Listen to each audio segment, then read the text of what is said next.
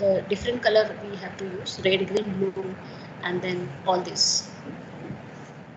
Font sizes also we have seen. We can give a common font size at the document class. Otherwise, you can use these fonts to change the size of the word in between the document if you want. Now, figure and images. Okay. So before going towards the source file, I will request all the participants to download any of the image. Like I have downloaded this image, peacock. Any of such kind of image through Google, download it. Once done, tell me, students, you have to download any image and give the name to this image. Suppose this is an image of peacock. Okay, can you see? It's opening. Okay, so any of such image, not only this, whatever. If you have your graphs, if you have your graphs or any of the image of your machines or something, if you are doing some research, so download that images and give the name of image. Done. And download two, three, 4 images. Download 4 images. You can play with one image too, but once done, tell me. Done, students? Done. Okay, fine. Now, yesterday, at last, I told you to save the file. Now I think you have the same file. Now this is the same file. If you observe, this is the same file, right? So you must have saved the same file in some of the folder. I told you yesterday you had to make some folder. Suppose this is a folder online practice, and here this file is there. This is the text file, right? This is the same text file. So you have to save such file in a, this text file in a folder, one folder, okay? And you can see the PDF of this file created automatically. You can see this PDF. So you have to save all the images here. As I save this peacock image here, save all the images in one folder. This is very important. If your image is not there in this folder, you cannot call the image and you cannot insert image in your document. Save the image in the same folder where your text file is. Okay, this is very important. Participant, listen, save the image. Now this is peacock image, this is penguin image. I have saved these images in the same folder where my text file is. Done? Done?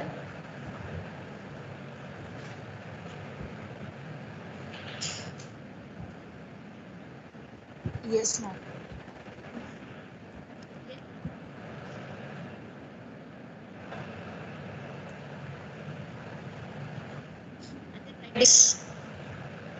This is your code to insert an image.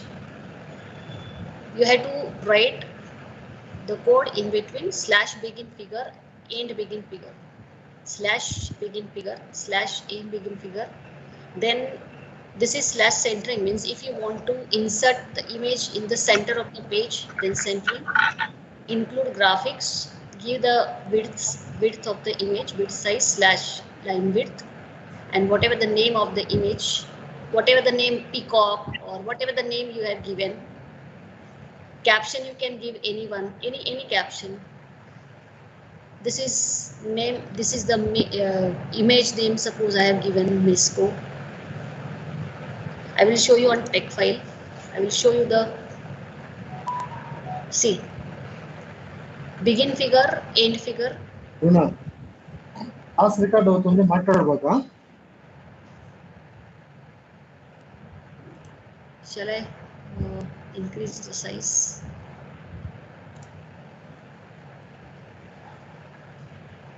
Is it properly visible?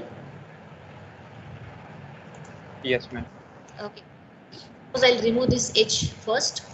Begin figure, end figure is the main heading, right? In between these two, you have to write / centering. Depends on where you want to insert the image. / centering. Then include graphics.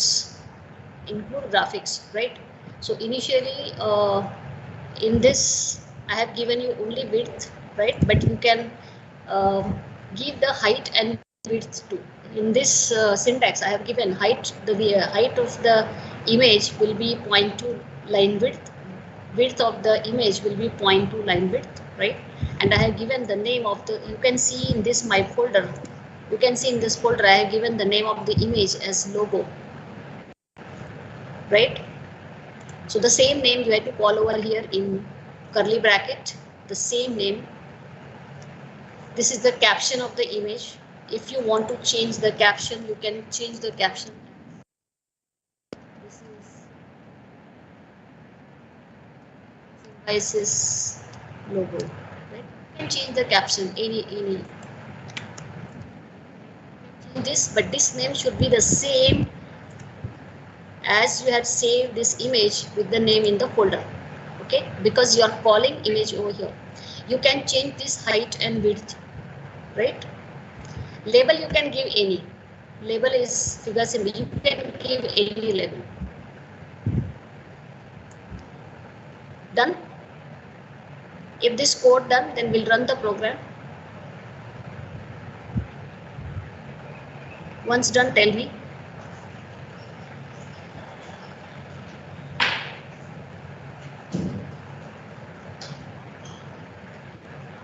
Tell me once done.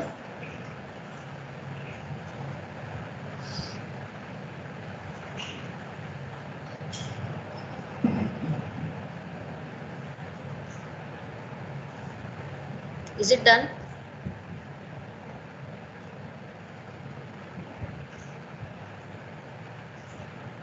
Yes, ma'am. Okay. So we can run the program.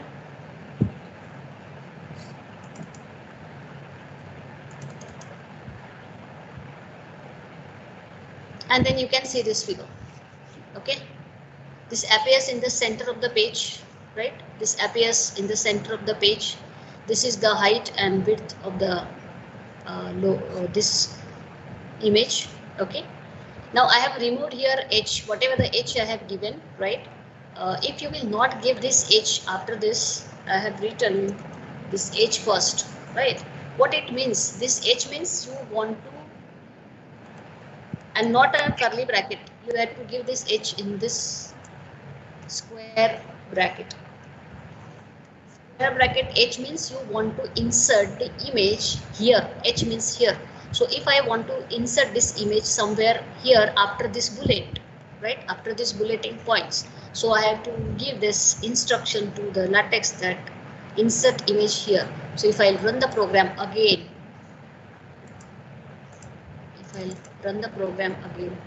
then you can see that this image is inserted here and center. Okay, getting?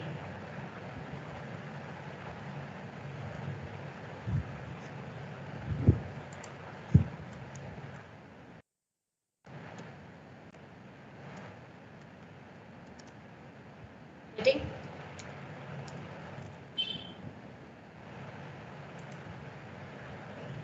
Whether you got the output? If not, tell me you got the output, whether your image is appearing in the document or not. And I am very happy if you will say me the image is not appearing, so that I can tell you what is the mistake.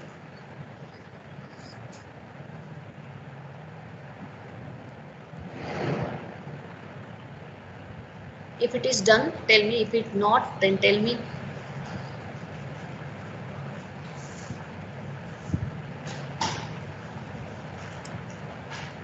Ma'am, can you repeat the name of the package that we should add? I have not told you the name of the package yet. That's why I'm asking you. If the image is appearing, well and good. If not appearing, then I'll go to the package, right? Okay. So this is the package. If you want to, this is the package which gives you the image or graphics, graphics. Without this package, you cannot insert image in your document. Okay. See the spelling. It is CX, not PHICS. You have to write this package, you have to insert this package, you have to take this package under document class. Without this package, without this graphics package, you cannot insert image in your document. So take the package. That's why I was asking whether your image is appearing or not appearing.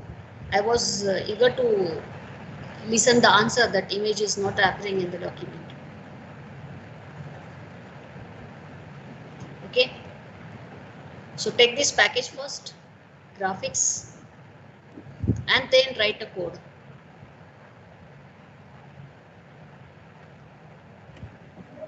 That's why I have given you these 3 bullet points here. First important thing is, I will just increase the size of this. See, the first important point is save image in the folder. This is very, very important topic. Labeled image, give the name of the image in the folder, right?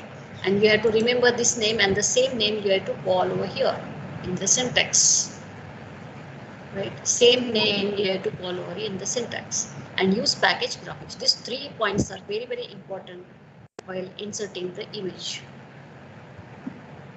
Okay, if I'll remove this H, you had seen already this image is appearing over here. So you will get this image anywhere if you will not give this H. This H means here. I want this image after these 3 bullet points, and that's why I given this H. Okay. Now tell me whether image is appearing. Is inserted.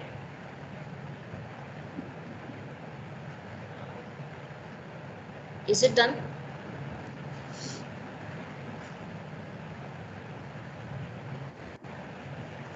Say yes or no. Okay. Others?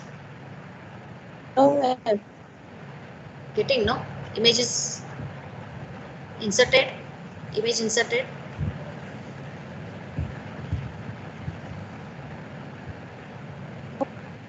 Okay.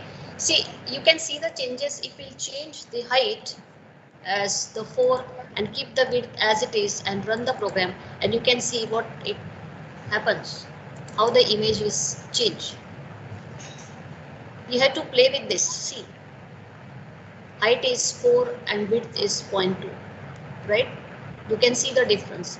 You can again keep this 0.2 and you can change the width. So accordingly you can fit your image, or you can see the point where the image is looking better, especially in a graph. Like if your graph is looking better by taking width more than height, or by taking height more than width, right? So you have to see the output, and accordingly you have to adjust this height and width of the image. Okay. If you will not give this height with the width, as I have given you here program only of width, still image will appear, but then height it will take by LaTeX height. By LaTeX will take accordingly their own, right? It's better if you will specify your height and width of an image accordingly, or convenience, right? So if I'll keep this both same, then you can see the image properly adjusted. Okay, now this is height and width, both are same. Okay, now instead of H in this square bracket, I'll write T. What it means? Instead of H, if I'll give T, T means top.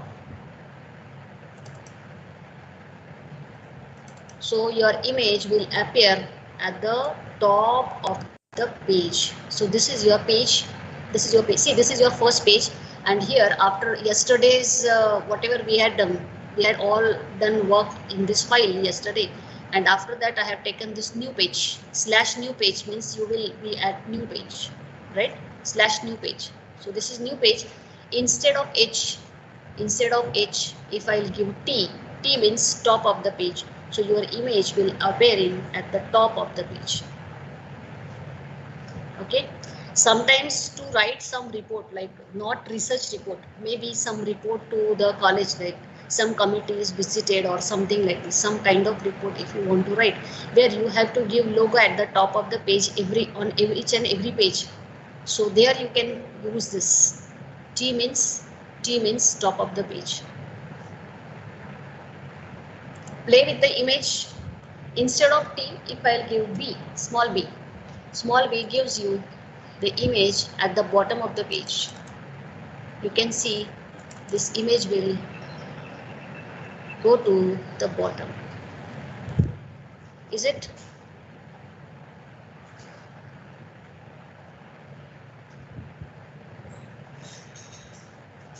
Done this T and B? Have you tried? T is top, B is bottom.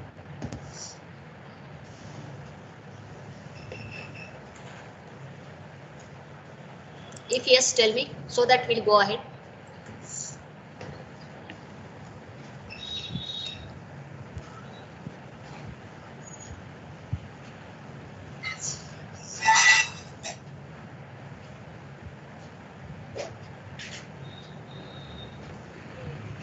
If yes, tell me, we'll go ahead. Yes, ma'am, we can go ahead. T and B both are working properly? Yes, ma'am. Top and bottom. Okay. Fine. Now, sometimes we have to insert two images, and that two images are like this. Like in many times, suppose you in your research, suppose you have worked on one parameter, and but there are two outputs of only one parameter, right? Two outputs of only one parameter. So you have to insert two graphs under one figure. Means the name of the figure is same, but there are two figures under one caption, right? Many times we call this as 2a and 2b, right? Or figure A and figure B under figure 2. So how we can do this? So for this, you have to use this sub figure. Okay, so you have to start with begin figure, you have to end figure, begin figure, end figure. Under this begin figure and end figure, again begin sub figure, end sub figure, and everything is same. Okay, begin sub figure, end sub figure. Okay, now this you can specify anywhere, like HB. If you will not specify, still it will take automatically. Now I have given here BB, but you can, if you will not specify, still it will take, no problem. Okay, so you can, so just copy the code first, try this code first. You can remove, what is meaning by H and this factorial notation? Initially in the first figure we had used only single H, right? Single H. Here in the first figure we had used single H. What it means single H? Single H means here. Okay, but still many times if you will give the syntax as H, okay, so where I have inserted here after this thing, right?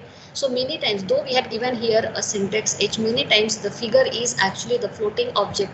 So many times due to the lack of space availability or many things, figure cannot be inserted at the proper place. And that's why this H factorial, when you will give this H factorial, means it is this notation or this syntax is stronger than this syntax.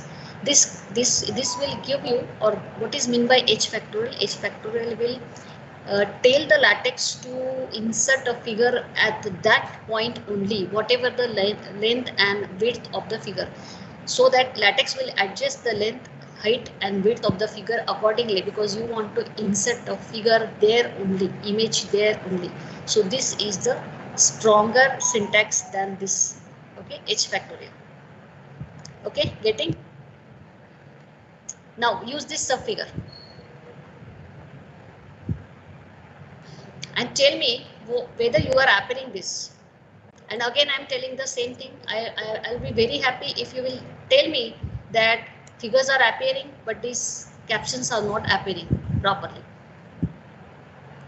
Copy the syntax, add this. I already told you to insert some of the figures, peacock and whatever the figures you must have inserted in your folder, right? The same figure also you can call logo and logo. So you will see two logos over here. Okay, the same figure you can call 2 times. But make sure that this figure should be there in your folder. Like I have inserted this logo, 2 peacock and penguin, all these figures in my folder. If the figures are not there in the folder, it will not appear. PDF will not be created.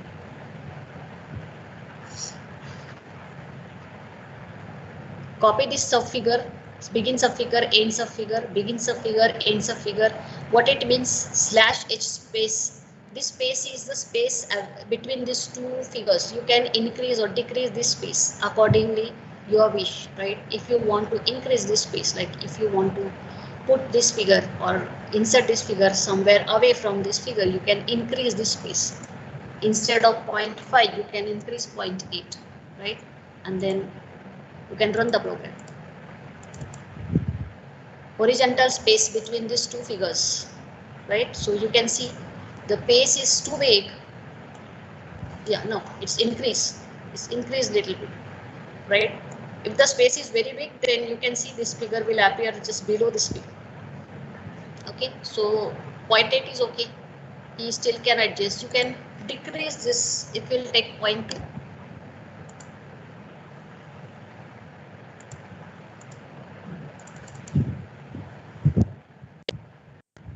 See, the distance between two figures decrease.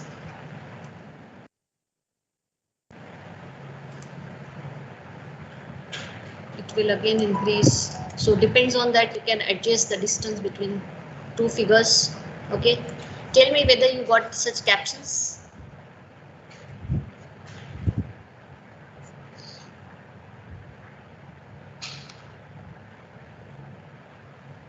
You got these captions? Is it appearing?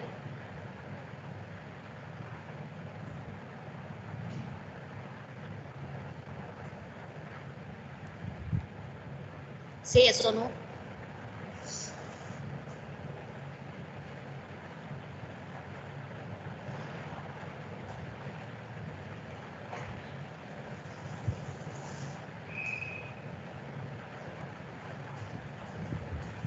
Are you working on it?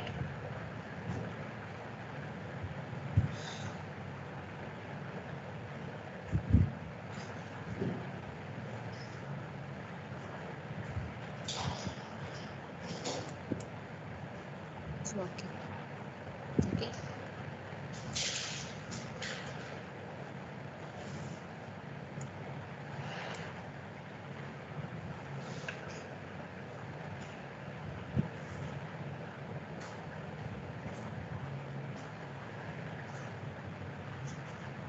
Is the caption appear like this in terms of A, B and figure 2?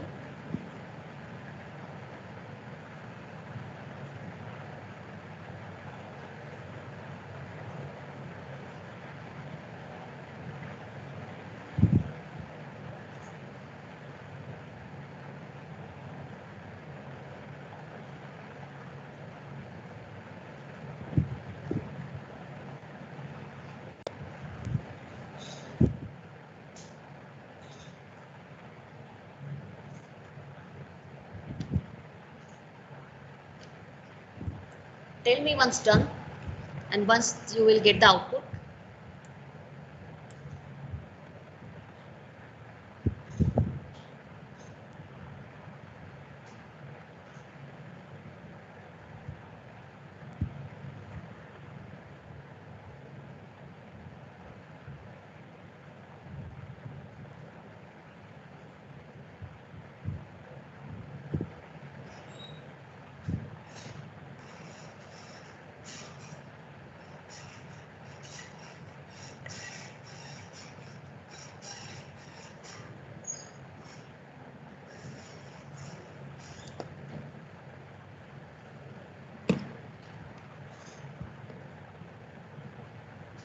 Is it done?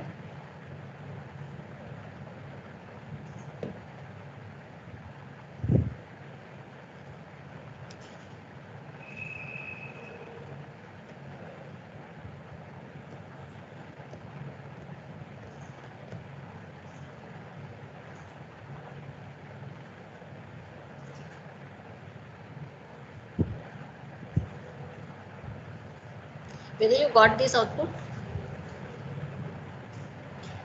Captions?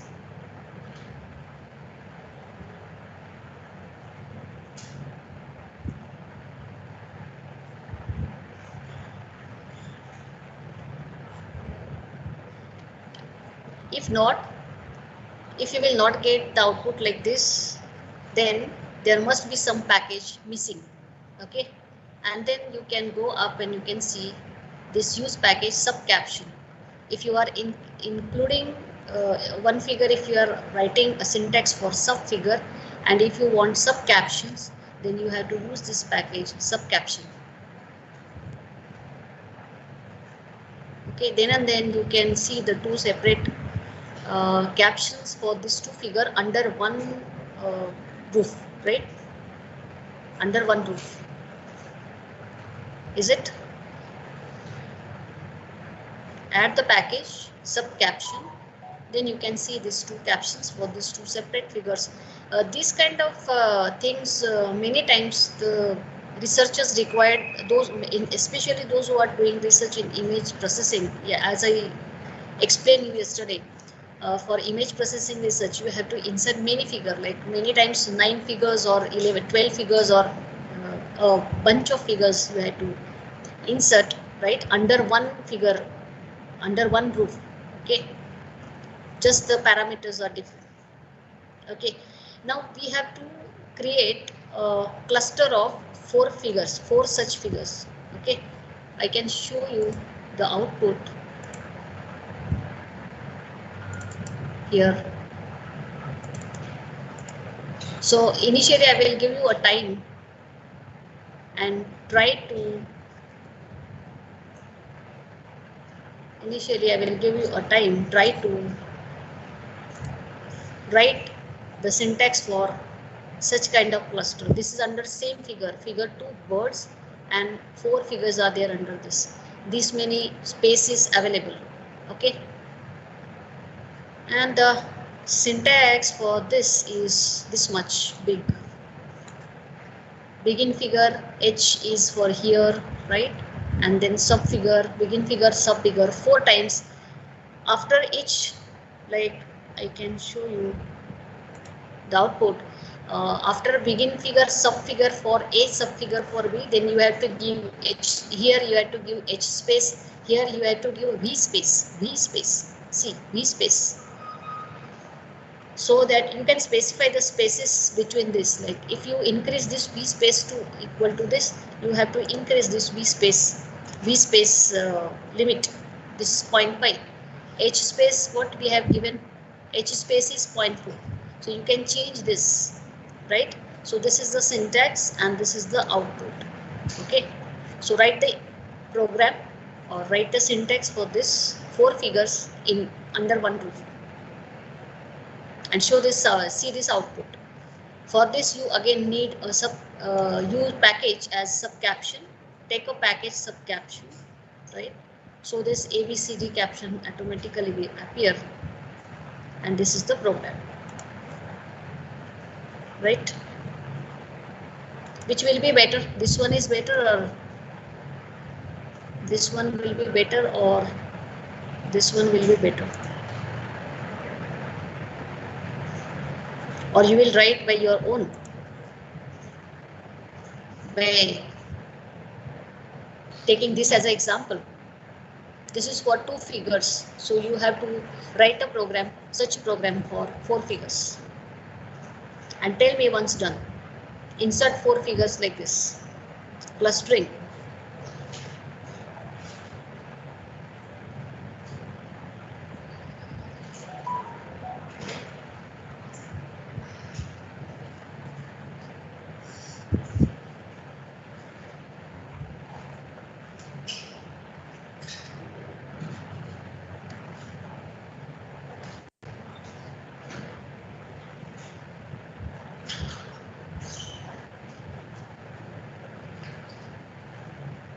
So I'll again give you a reminder. First thing, very important, that you have to insert figures in your folder. You have to save the images in your folder. Give the proper name. You have to use the same name when you call the figure here while writing the syntax. Okay. After that, if you want to insert image at a particular place, then you have to give, you have to write, you have to give the instruction to LaTeX that insert a figure here. So that will be H. Okay. if you want to insert a figure at the bottom of the page, see H is for here, H is for here, T is for top, B is for bottom. Now this will force the specified location. So H factorial is more stronger than H. Okay. The packages we are using to insert the figure are nothing but the graphics and subcaption. Subcaption is for taking the subcaptions for clustering figures. Okay, so these two packages are important, and then you can write a syntax.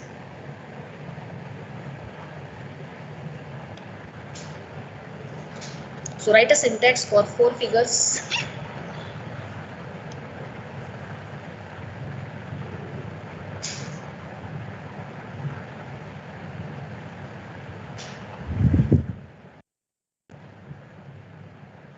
So we'll decrease this H space a little bit.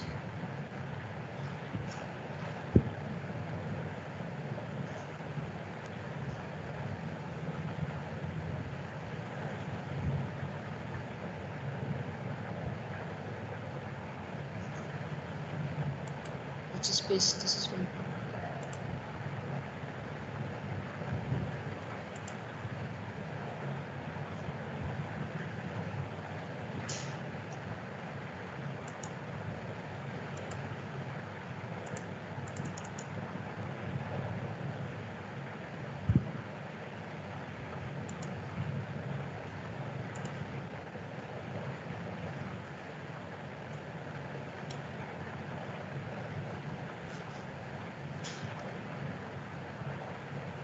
Once done, tell me.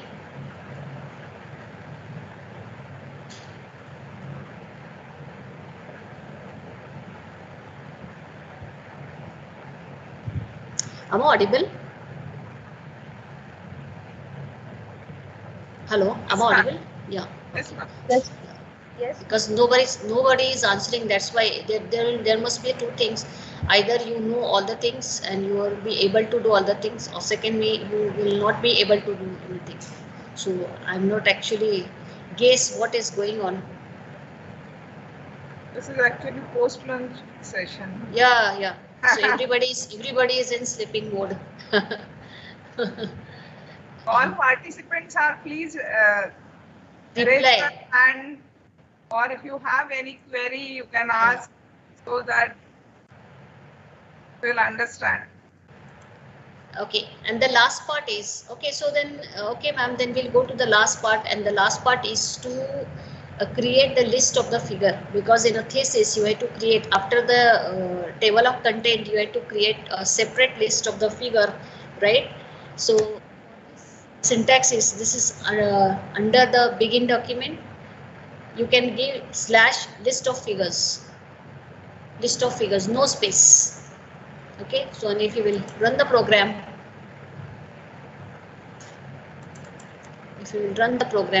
and I think to create a list of figures, yeah, it's created. See, so immediately after table of content, you can give the list of figures, the list of tables. Even table inserting also is one of the topic, so you have to learn in the coming lectures, right? So you can create, using this syntax, you can create the list of table. So for writing a thesis, it is very easy. In a word, it is very difficult, because every time you have to create the list of figures, you have to give the name and again the page number where the figure is appearing.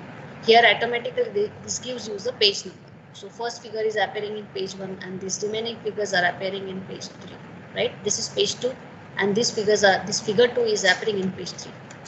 Okay, so list of figures will automatically take the page number. Okay,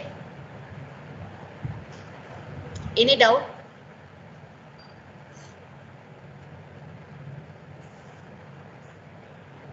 This is the program for inserting 4 images and you will get output like this. Any doubt, student?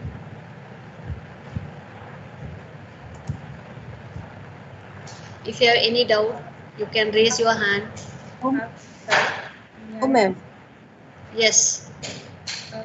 Ma'am, like you have a logo of Symbiosis on the right hand side. How to do that? how to. Which logo you're talking about? In Ma'am, PPT? yeah, in This the one? This one? yeah, the logo Oh, on the corner or on the one side, how to shift it. this one. This Yeah. is under tick Z. Tick Z is, I think, one of the topic on the last day or maybe the previous day. Sonali ma'am, is it? Yes, ma'am. On 12th, Yeah. we have. On 12th, yeah. So this is all this strip, whatever this is in the part, this is the part of Beamer, right? This is Beamer. So when you will Yes. learn Beamer and TixZ, you can create a program for this. Okay, ma'am. Okay. So I think this part is clear, whatever we are taking today. Yes, ma'am, it is Yeah. clear. So I think Sonali madam, I have completed all the topics whichever assigned to me.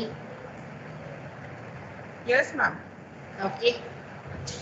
So shall we end the lecture, today's lecture? Yes. Before that, Bhushan sir.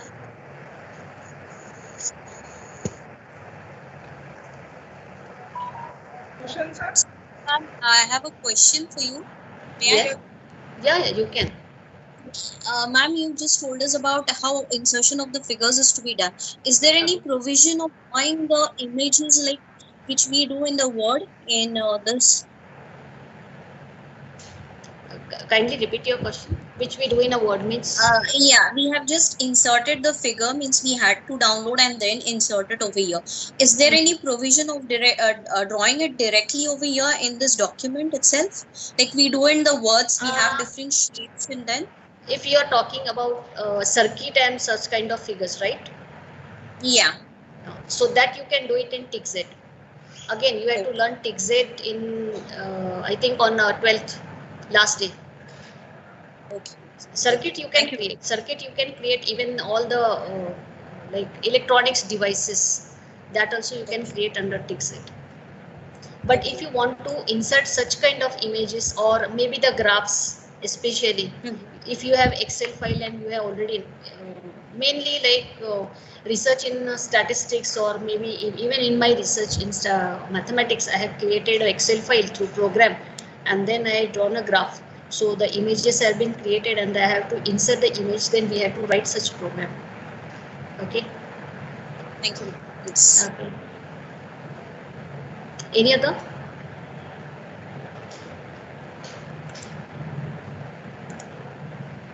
So if done, then as Sonali madam will instruct, Just 1 minute. the organizers will. Thank you, ma'am. Thank you, sir. Thank you. Once again, I would like to thanks Dr. Chaya, ma'am, for completing the second session. Is it concluded, ma'am? Yes, sir. एक minute हा sir, आपण एक photo घेऊयात. All the participants and ma'am, please make your videos on, cameras on. We will take some pictures and then we can conclude. Aparna madam, yeah, nice to see you, Aparna madam. After so many months, months or years maybe. Yes. Very nice session, ma'am. Thank you. Just a minute. I will take some photographs. Participant, please make your videos on.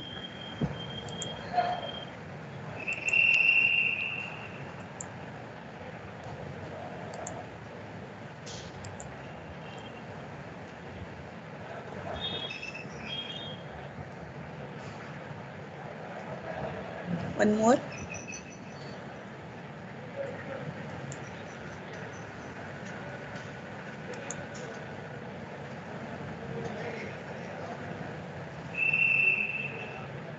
Yes, we have done.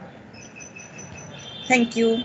Many fascinating things are ahead, participants, like TixZ and many beautiful things you can do it in LaTeX. LaTeX used for the Indian language is also one of the nice issue. So join the sessions with enthusiasm and practice it at the same time. Okay. Thank you. Thank you very much. Thank you, sir. Thank you, Thank ma'am. you, ma'am. Thank you. Thank you, ma'am. Thank you. Thank you. Thank you, ma'am, once Thank you, again. sir. Thank you, On sir. behalf of M.E.S management, participants, and all organizing team members, I once again thanks to you. Thank you, sir. Thank Can we start next session, ma'am? Kadam, ma'am? Thank you, sir. So I'm leaving then. May I Yes, take a ma'am. leave? Yes, ma'am. Yes, ma'am. Yes, Thank you, sir. Thank you. Okay, so it's give me immense pleasure to introduce our next session speaker, Sonali ma'am, from our college. She has completed in M.E.S Mathematics from Pune University with outstanding grade. Then B.Sc from Pune University with distinction. Ma'am is working in our college since 2009. Before that, she worked at JSPM College. Ma'am has attended many workshops, national and international seminars on particularly LaTeX and the importance of mathematics in science and engineering. Ma'am taught the subjects like mathematics, engineering, mathematics 1, 2, and 3, discrete structure, and also taught the subject at ME design for PG students. Ma'am has attended many STTP faculty development programs, then instructional school, advanced schools for teachers also attended. Ma'am has also delivered many expert lectures, also actively participated in co-curricular and extracurricular activities in our college. Ma'am is also handling the charge of student development. So I welcome you, ma'am, for this session, and our participants will be benefited obviously, okay, from your lecture. So I welcome you, ma'am. Thank you, ma'am. Thank you, sir. Am I audible? Yes, ma'am. Okay. Yes. Oh, Yes, ma'am. Your voice is clear. You can continue. thank you.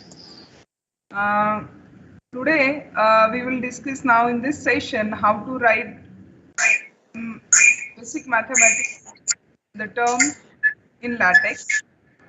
So, start with, begin with, I request. Sonali ma'am, there is a echo. Disconnect करो. Yes, ma'am. Yes, sir. Echo येतोय ma'am तुमच्या sound मधून. Echo येतोय? हा, 2 log in केले का तुम्ही?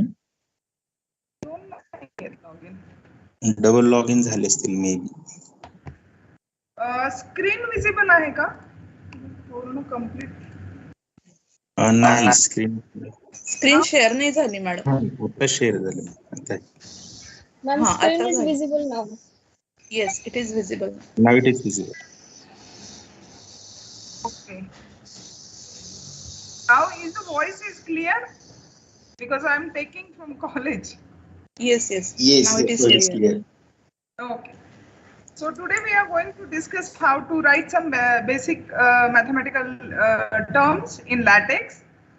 So to start with, we have some contents in the today's topic. We have introduction to mathematical mode, how to start and end. Then how to write fractions, binomial coefficients, roots, then super and subscript. We have to write some special characters in text, then how to use in LaTeX. Then big operations like sums and integrals, Greek letters, arrows, some symbols, matrices, and the equations.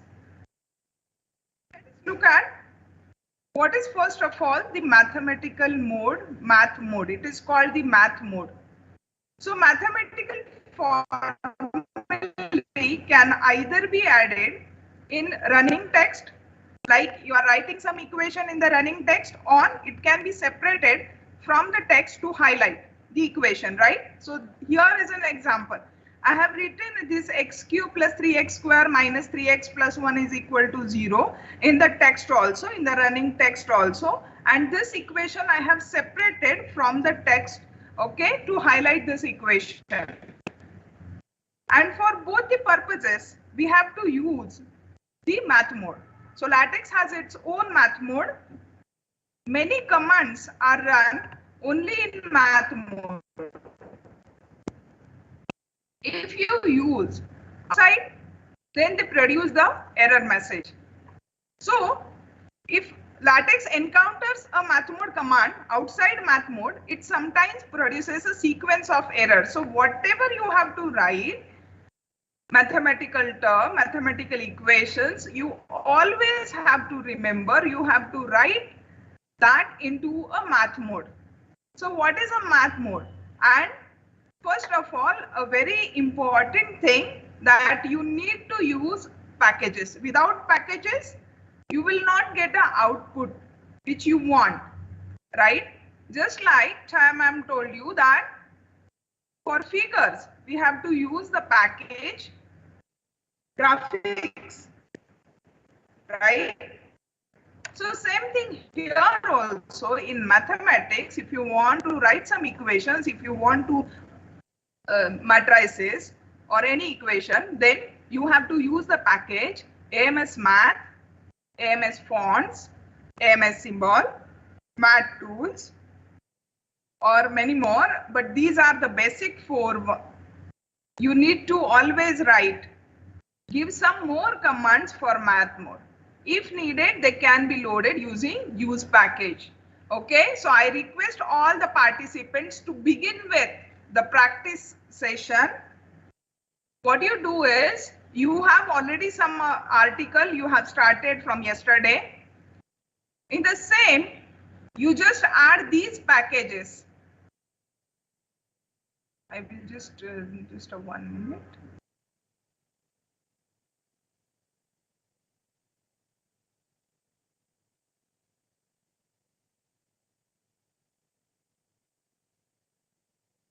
Is my screen is visible to all of you?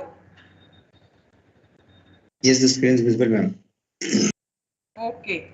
So please add the packages before, see, begin document.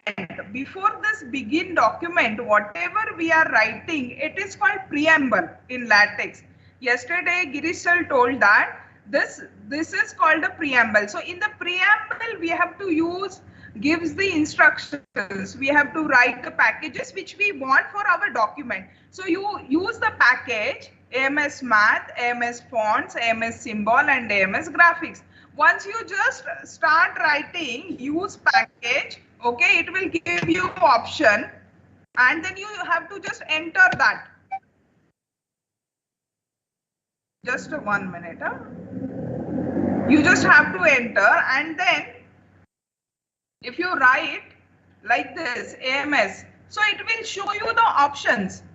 It will show you the options. So you have to just select that, you enter, so that you will get the package there. So I have already inserted in this sheet. So you just add these 3 packages in your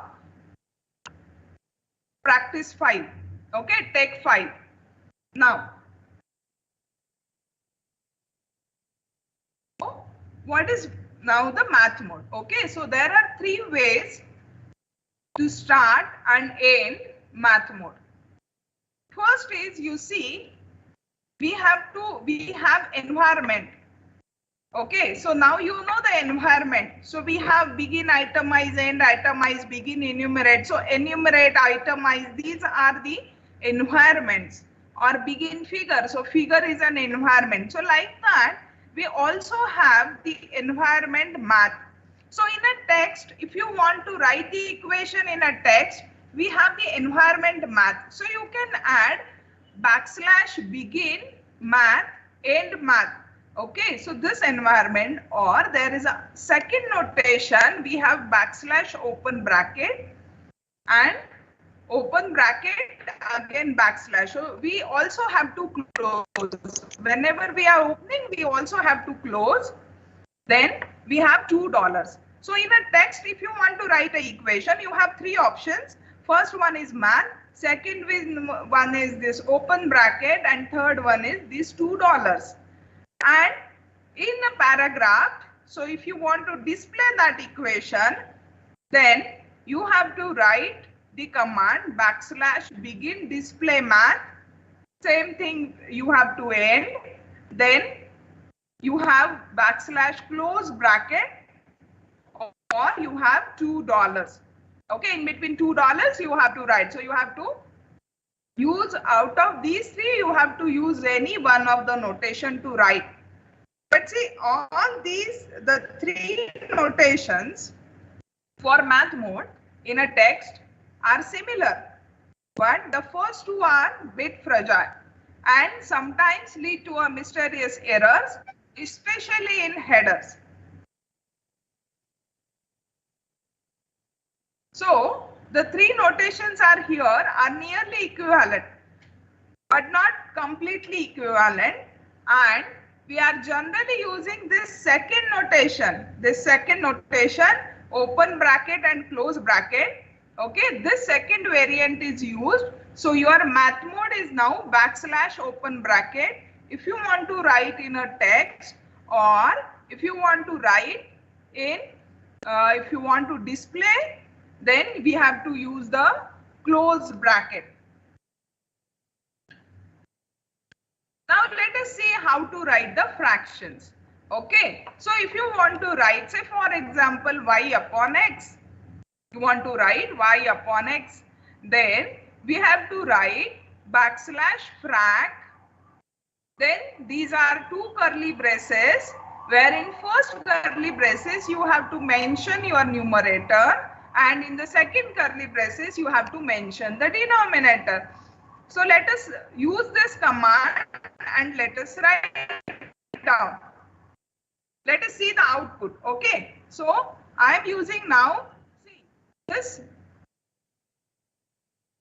when you just type the enter के ऊपर है आपका right, /shift and 9 को press करेंगे आप, तो ये math mode आ जाता है जो आपको टेक्स्ट में लिखना है।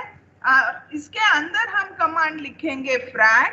If you write this \frac, it will automatically show you this, right, and you just have to enter, and numerator में आपको लिखना है, say for example 1, and say in the denominator you have to write 2, then it will appear 1/2 here. Okay, I think all of you are able to see this.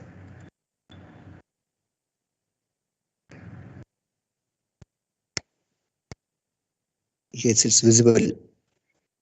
It is visible. Okay, so this is something you are writing in the text. Okay, therefore you are using this open bracket. Okay, now the same if I use the close bracket and same, right,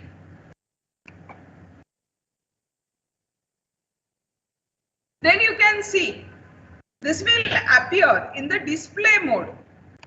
Are you getting my point?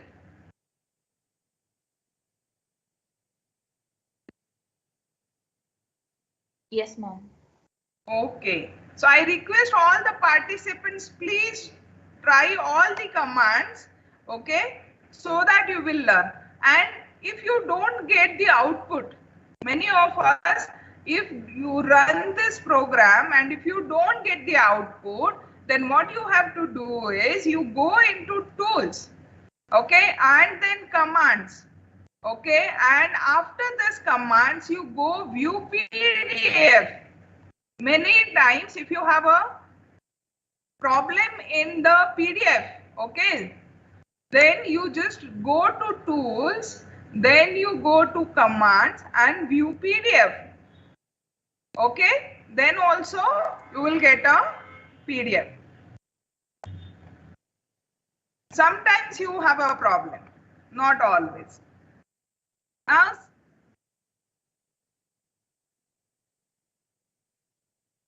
Now binomial coefficients. Binomial coefficients. So if you want to write NCK, then you have to use this command \binom. Again, what you have to write in the top and bottom. So it is same like a fraction. So let us use the second command. I am using this display mode binom. So it is already there. So you just write NCK. Okay, and below, let us suppose you are writing K, then you just check your output, you have NCK. So like that. And if you want to write this in a text, you can write it in either the $2 or you can use the open bracket, whichever is suitable for you. But generally, this open and close bracket nowadays we are using. Okay. So you are, all of you have this output. Do you want to write, say, dy by dx? So write down. So you just, okay, in the display mode, suppose you want to write the equation, differential equation. Say, for example, you are writing dy by dx. Okay, so there you are using, say, fractional, right? So frac dy by dx plus y is equal to 0. Let us see the output. So you are writing, suppose, the equation, differential equation, you see.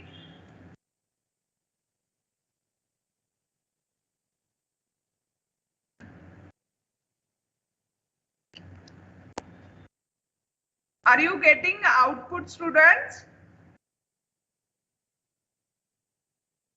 Yes, ma'am. Okay. Yes, Now next, roots. Okay. Suppose you want to write the roots. Say, for example, you want to write a square root of 2. Or suppose you want to write 2nth root of x. Okay. So to produce this, we have these commands \sqrt. Let us try this command. So we have, always you have to use / for command. Suppose you want to write square root of x. Okay, then you can see here, this will appear square root of x. And suppose you want to write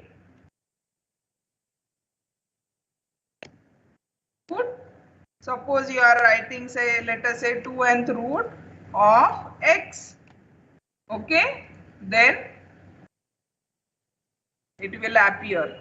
So you are writing, say, third root of x, or whatever you want to write. You can just have these two commands. Either you have to specific your root, okay, or otherwise square root of x.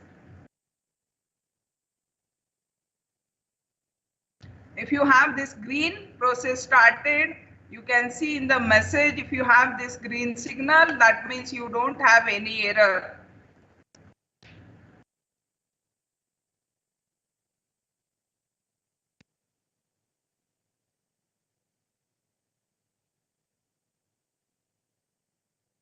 Yes, students?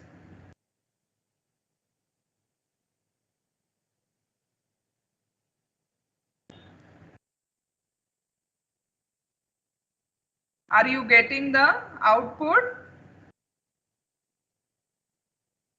Yes, ma'am. Okay. Any doubt?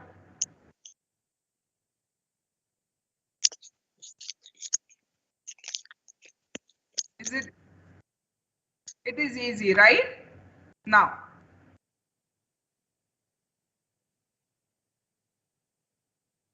let us say you want to write x square or x2 super and subscript. Okay. Then very simple command, x raised to 2. Okay, so let us write x raised to 2.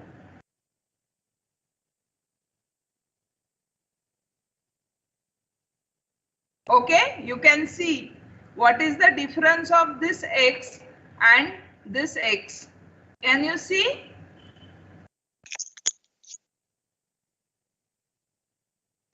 Yes? Because I have not written this in a math mode. So what I will do, I will put $2. The display mode I am using because I want each and every term will appear on the next line to understand. So either you can use $2 or backslash square bracket, right? So x square. Now you can see the change in the previous x and this x, right? So mathematical notations always they are in the italic form, right? So we have this x. So x square. And suppose you want to write x2, x1, x2, x3 like this. Sometimes you want to write. So it is again very simple. You just have to write x underscore 2, right? So it will appear as x2. Suppose you want to write say x naught, comma, x1, comma, x2 and so on. Your this contains n elements you want to say. Okay, then you just write c dots there to give 3 dots and then you write again x underscore n. So it will show you the list of elements x0, x2 up to xn.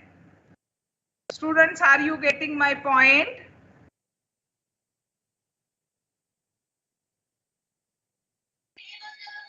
Yes, ma'am. Instead of giving 3 dots, we will write backslash c dots. Okay, it will automatically show you the 3 dots.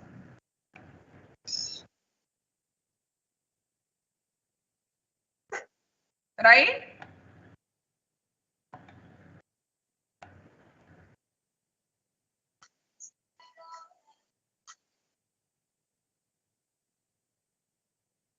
So please try this.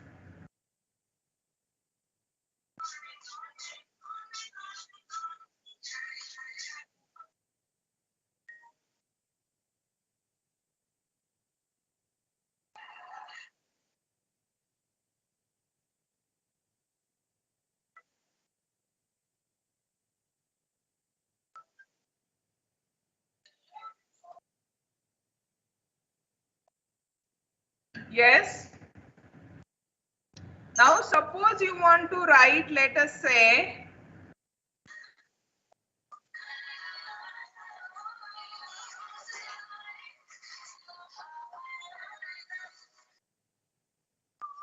same, suppose you want to write x square, the 2 notation, okay, raised to 2 also and n. So xn square, right? Suppose you want to write this. So x naught square. So what you do here is raised to 2, right? So, or any. I'm just writing. So x2 square, xn square.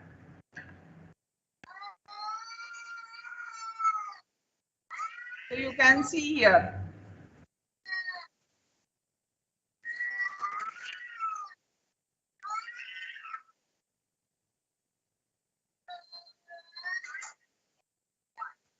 So everyone got this?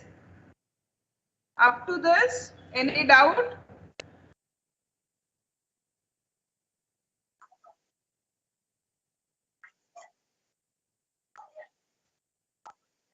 Suppose you want to generate x raised to 2 and then you just try this x raised to 2n. You just write down without the curly braces and see what is your output. Okay?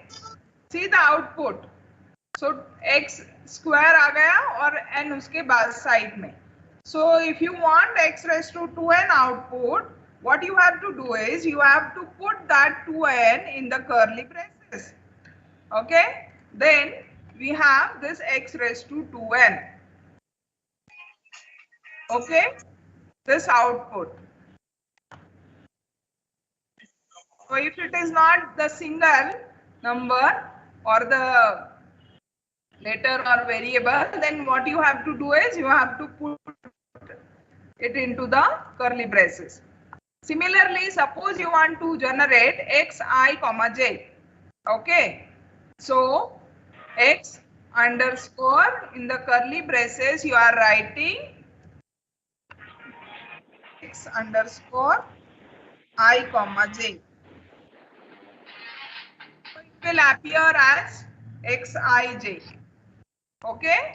So it is xij. So please try this.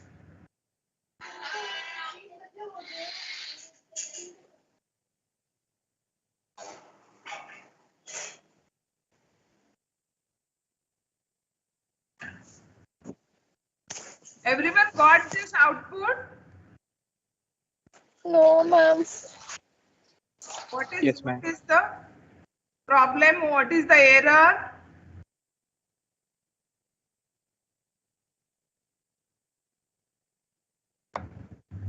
Yes.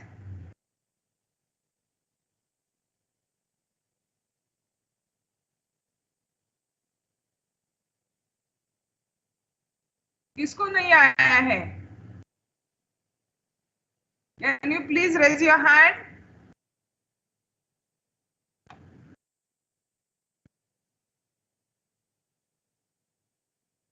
Okay. So I hope everyone understood because this is very basic and you will get because you have already added the packages into your document. So everyone have the output.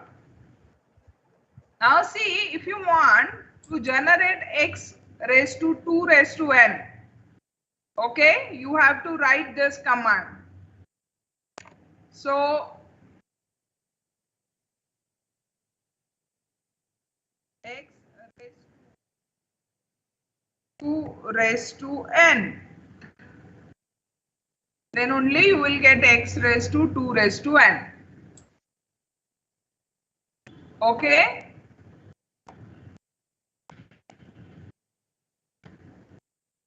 So I hope everyone is trying to do the same.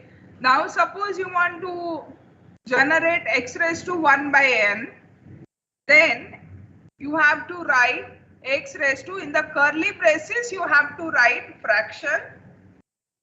Use this frac command. So backslash frac 1 by n. Okay.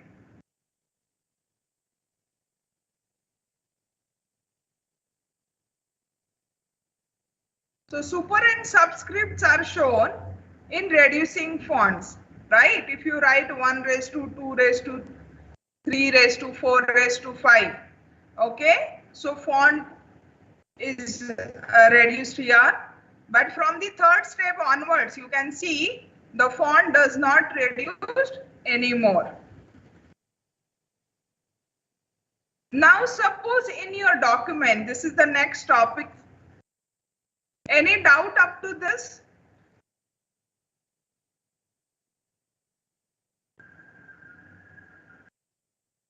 Okay. So we have to write, suppose the special characters in your document. Say for example, you want dollar, you want percentage. Girish sir also discussed yesterday the same. So let's have again. So if you have this dollar, percentage, hash sign and sign, right? So in LaTex, this has a special meaning. Just now you have seen. The dollar sign is used in a math mode or This and sign is used in a matrices, you can see, to separate the columns and rows. Or if you have this curly braces, again it has a special meaning in LaTeX, okay? Or the percentage is used to comment. Now, sometimes these square brackets also have a special meaning, right? Because namely it contains an optional argument. So you want to write optional argument, then we are using this square bracket. So if you want these special characters in your text, okay, and how you will obtain all these? You will obtain all these special characters by putting just a backslash before them. Say for example, suppose you are writing something and you want to add a dollar, then you just put a backslash before it, right? So if you put backslash, then dollar will appear. Suppose you want to write a percentage, say 10%, 12%, then you have to put a backslash before. Okay, so these are some special characters. If you want to appear in your document, then you have to put a backslash before them. Everyone got this? Yes, ma'am. And suppose you want this backslash, this character backslash itself, it is obtained by the command backslash text backslash. Okay, in math mode, the command is changed to backslash or set minus. If you want this, to be appeared, okay, in your mathematical expression somewhere, then you have to use in math mode, under the math mode, you have to use this command backslash, okay, and you write backslash. So this is all about the special characters in the text. Now second and very important, let us say you want to write, suppose, the sums and integrals. Okay, you want to write, say, for example, integration. Okay, integration. So let us use this command backslash integral. So this is a definite integral where you have a lower and upper limit. Let's do the practice and let's see the example. Let us write integral. Okay, now you can see here you have two options. Either you just have a symbol of the integration or you have the definite integral. Say for example, here I am writing this integral with, let us say, 0. Suppose you are writing here 1. Okay, and suppose you want to write, let us say, f of x, you just write fx dx. It will show you integration of fx dx. Okay,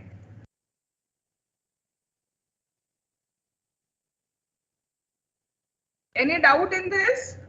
You just try and you just write. Suppose you want to write, say for example, integral आपको लिखना है, समझो 0 to infinity. So infinity कैसे लिखते हैं यहाँ पे latex में? INFTY, FTY. So infinity, and you just have this backslash INFTY. It will appear the infinity sign. Okay, and say for example you are writing e raised to, let us say, minus, let us say 2x, okay, into backslash sign. So sign cos, if you want to write, you have to write backslash sign. It will show you the sign and sign hyperbolic. Same thing is true for cos, tan, okay, all these trigonometric functions, and log also. So sign of, let us say you want 3x, okay, and dx. So let us see. Mostly all teachers, if you want to write the question paper, okay, and if you want to write this integral sign, or many researchers, then we have this command. And if you simply use int, then it will appear simply integration fx dx. Okay, if you don't want the limits, you just write \int and you just write your function, whatever function you want to write.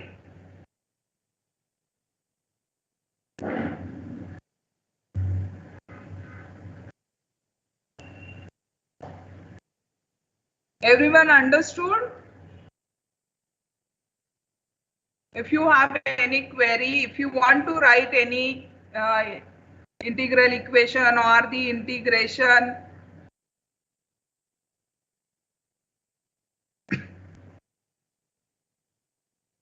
yes?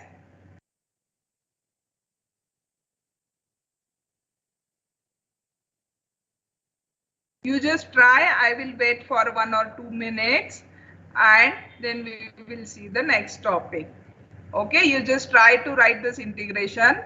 If you have any query, any question in your mind, you can ask.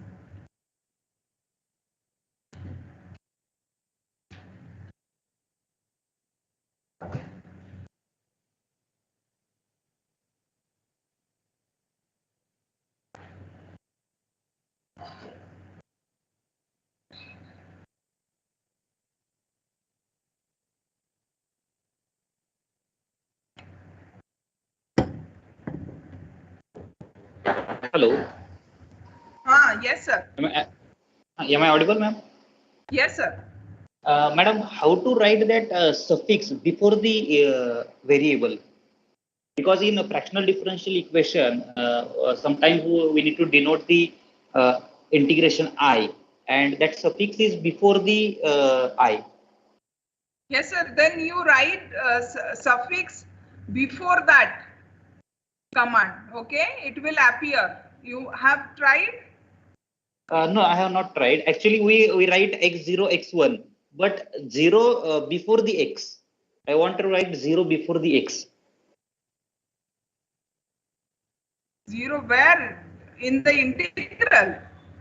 Yes, yes.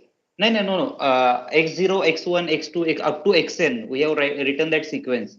Okay, x0, okay. x1. Okay, in that sequence, we have written x0, but I want that 0 before the x as a suffix, but before the x. Just try.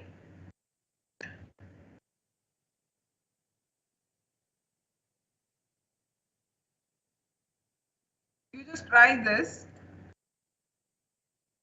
Okay. This 0 will appear here. Okay. So we want this.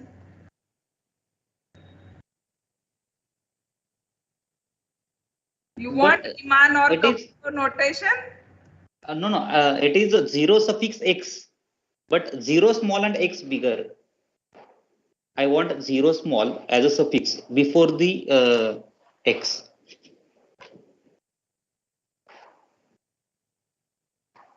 Zero x. You want which notation? You want Caputo Actually, it is notation? a fractional integral. It is there. Yes, in the fractional integral, which notation? It is RC0 like that? No. It is like 0ix like that. 0ix. 0 and x both are the small as a suffix from both side of I. Okay. So I will show you that. So actually it requires, I have tried and we have the answer also, but here something getting wrong, right?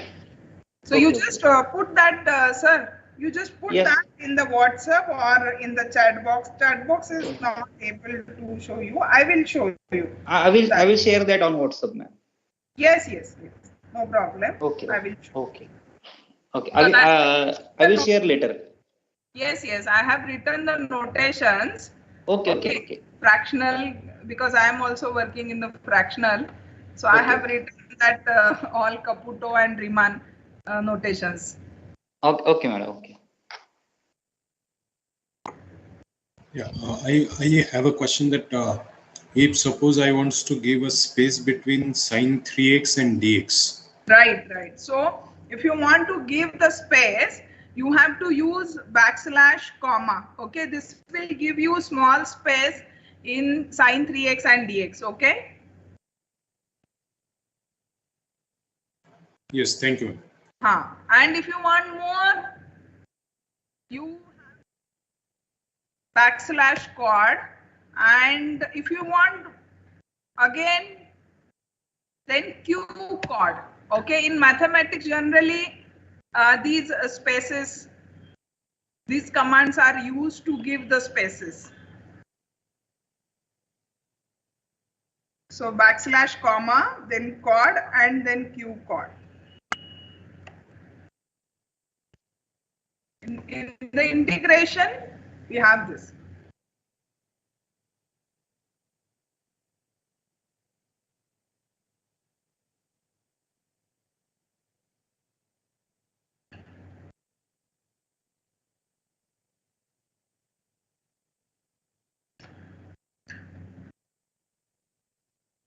Okay, not any other doubts?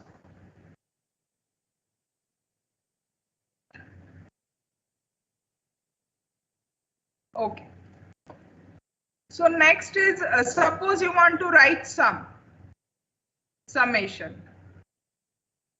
Okay. So if you want to write sum, then we have to use the command backslash sum, and let us try this. N is ranging from 0 to infinity. So sum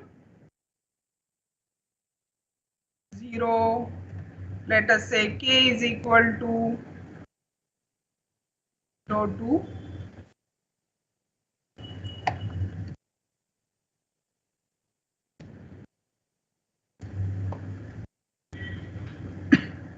k is equal to 0 to infinity. Okay. Then we have this notation of summation sign, right? So you can just try. And there are different sizes in the running mode and in display mode. If you write in the display mode, this notation is like this, okay? Integral 0 to 1. But if you write in the display mode, you have this. If you write in the text, then in running mode, we have this notation. In the display mode, we have this notation. So there are different sizes also if you use the different modes, okay? Now see, if you want to write alpha, beta, gamma, okay? So Greek letters, you have to write backslash alpha.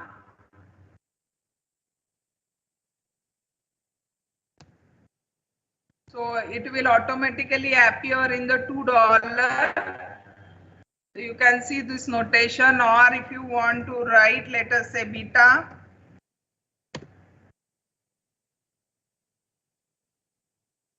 So always these notations are in the math mode.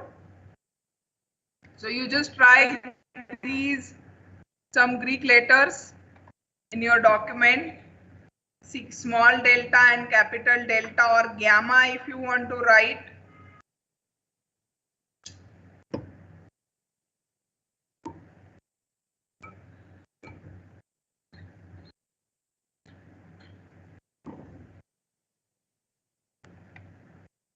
These are some of the notations you can try, some Greek letters, okay? How these commands, let us say gamma, beta, or mu. If you want to write pi, then we have backslash pi, okay? Small, capital. So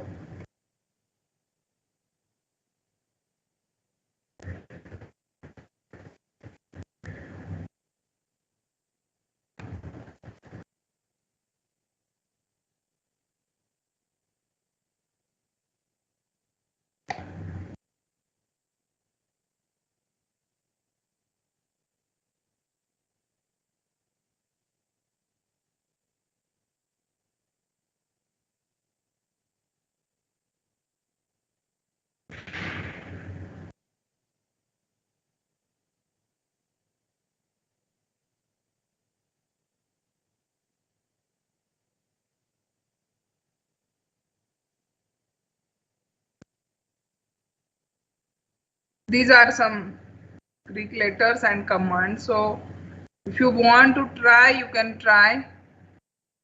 Are you getting? You just tell me. I'll tell you the trick afterwards.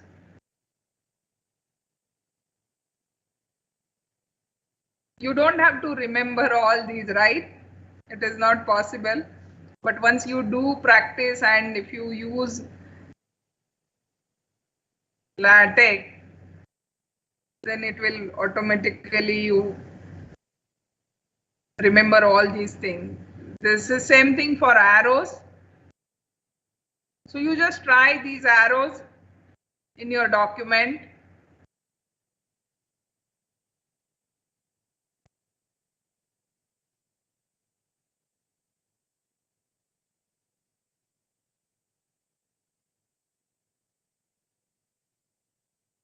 So suppose you want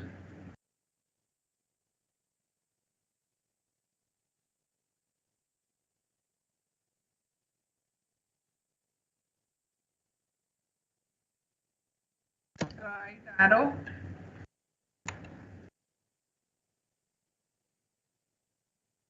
You can see here. So please try these arrows in your document. If you don't have this Text Studio in your laptop, you can use Overlip. But this is something you need to do a practice.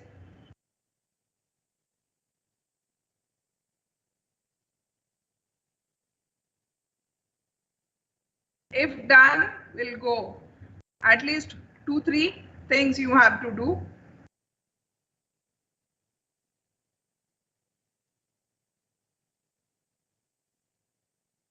Done?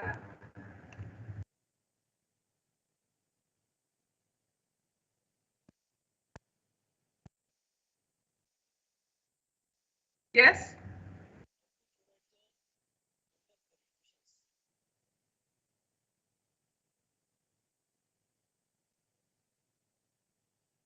Can anyone please reply?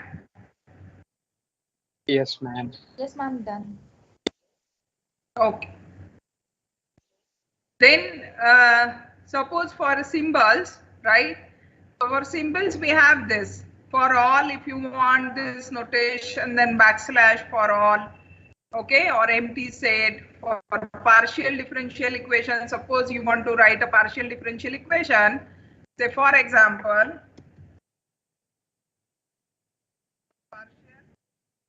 so dabba, let us say u by dabba x. Okay, so then we will write partial. It is dabba u, and then we write partial. Okay, dabba u by dabba x. If you want to appear this. Okay, suppose you want dabba 2u by dabba x square. Okay, then we have this dabba 2u by dabba x square. Okay, plus say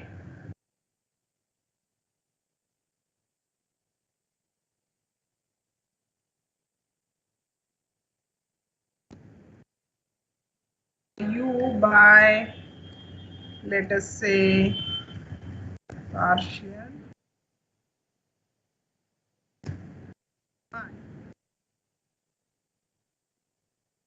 So dabba 2u by, let us say, dabba y square. This is equal to 0, right? So like this, you have to write the partial equations, partial differential equations. Okay?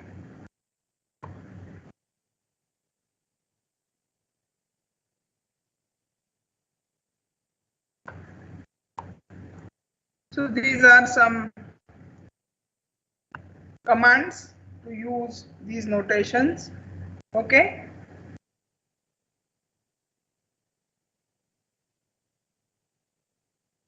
So I hope everyone understood this. And now the trick is, are you going to remember each and every? No. So what you have to do is, you have to go into view, then show and side panel. In the side panel, you can see in the star, there are operators, there are relations, there are arrows, then these delimiters, Greek letters, okay, and many more you can see. Got my point? Okay, what you have to do is, suppose you want this relation,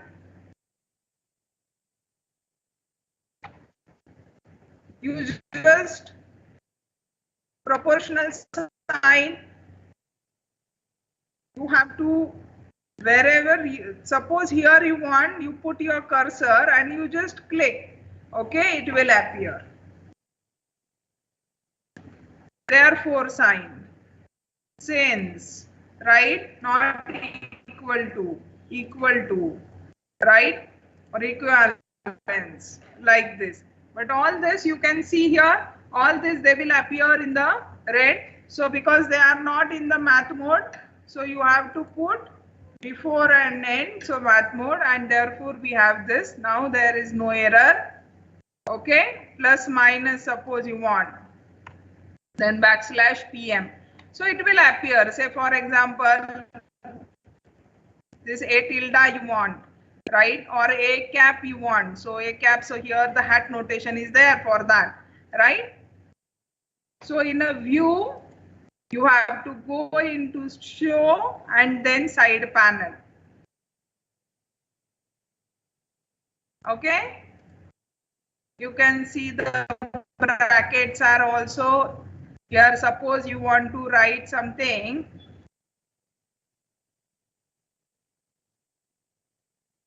let us say dy or big expression, suppose you want to put that into the bracket. Okay, so if you put into this bracket, you can see what is the difference.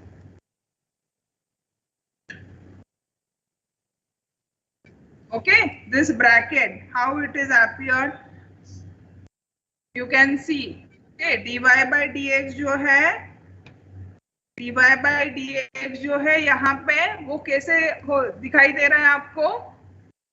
अभी हम ये bracket को backslash left and backslash right लिखेंगे. Bracket, open bracket के पहले left and then this bracket के पहले right. This command, and now you just run and see the output. Okay, now you can see this dy by dx is in the open bracket, and therefore these commands are used, right?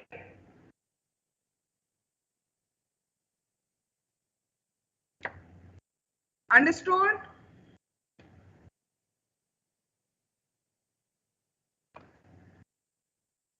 Like this you can use, okay,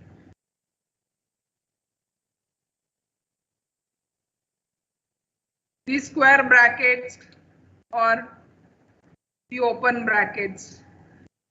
Now let's move to the next one, simple matrices. Okay, simple matrices. So to write the matrix, we have this command, begin P matrix and end P matrix. Okay, let us try this, or you just write down 0 and -1. So this and will give you second column, and these two backslashes, right, will give you the next row. So this is a 2 by 2 matrix. Let us write.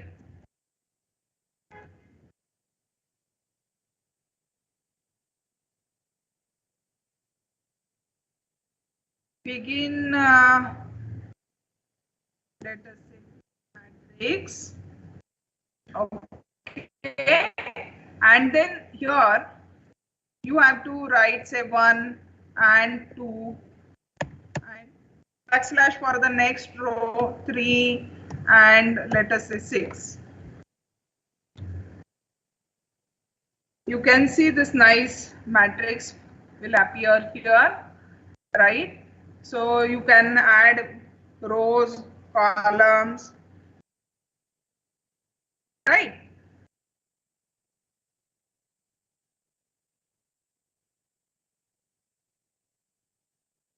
Then V matrix, then you have this straight line, so it's a determinant, right?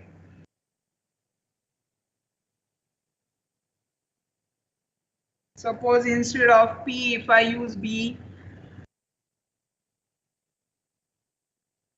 see what is the change here. You can see the square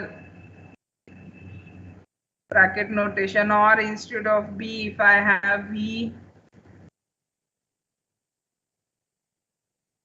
let us see, this is a determinant sign, right? You can use array.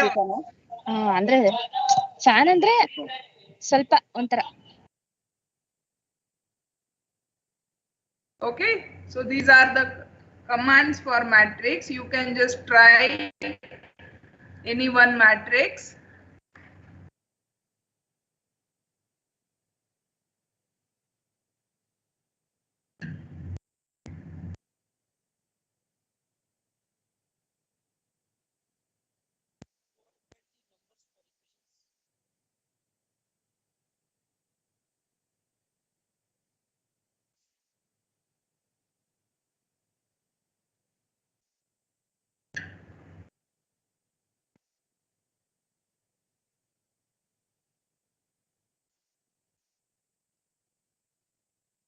Okay, you just try.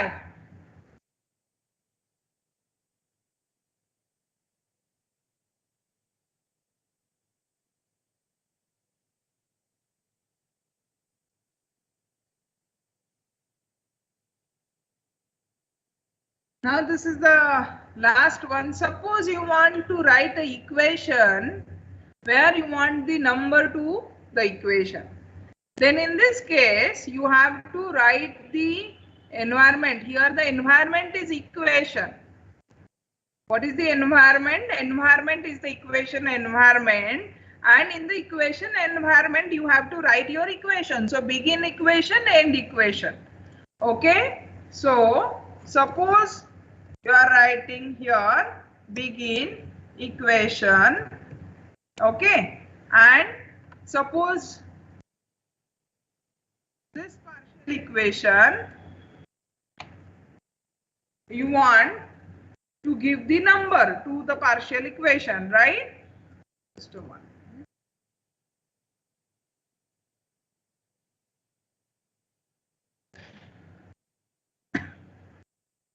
You can see the one number will appear. So when you write your article, you have say for example 10 or 15 equations are there in your article. Then you start with your math mode will start with this environment equation, begin equation, end equation, and you write down your equation so that you have the equations, right? 1, 2, 3 up to whatever number of equations you have in your article, right?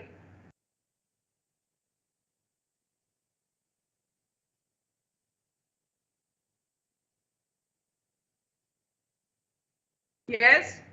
Now let us write.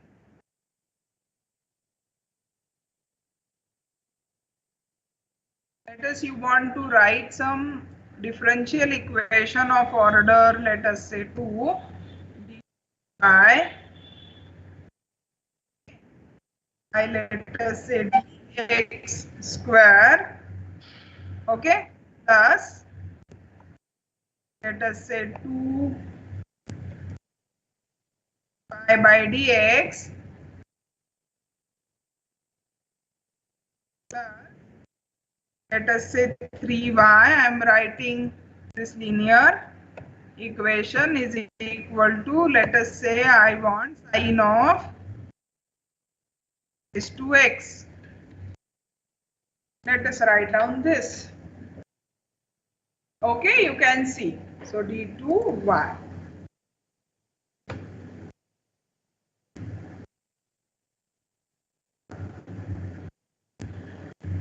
Correct?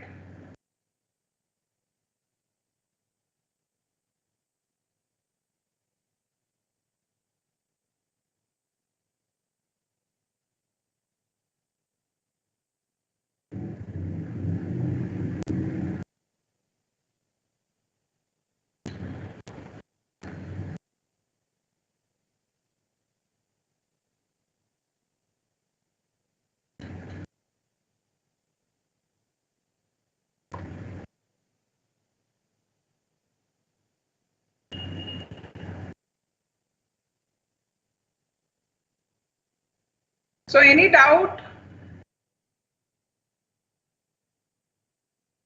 Yes?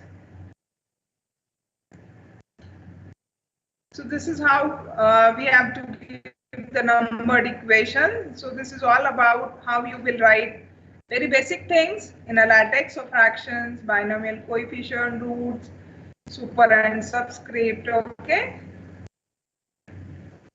Matrices and the numbered equations and so on.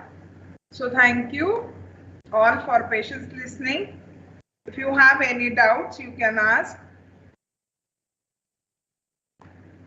So from my side, I have completed the topics.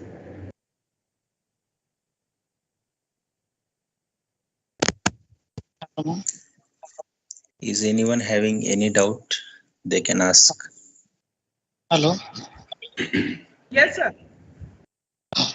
Ma'am, if I want to denote the equations by A, B, C, then is there any option? Yes, yes. Now the next session will be taken. You will have this ABC type, okay? All these equations. There are different environments.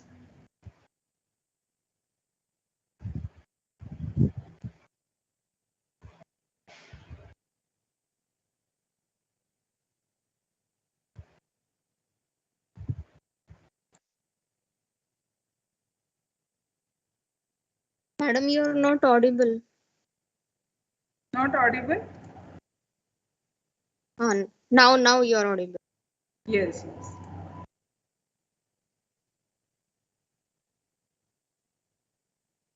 Okay. So these are sorry. These are the basic things, okay? And this is very useful, view and show. This side panel, right? And then, okay. So if you have any query, have you tried? Everyone, please try. Yeah, in my case, while writing an equation, it has automatically given the number to the equation. Yes, sir. You are using this begin equation, end equation? Yes, same. Begin equation, end equation is for that only. You will get the numbers to the equation, because in article, if you are writing, right, equation number somewhere, we have to refer the equations, and therefore this environment is used. Okay. Right? Yes, yes, understood. Yes. And if you don't want the number, then we are using simply the backslash close bracket, right? Square bracket. Yes, yes, yes, understood. Yes.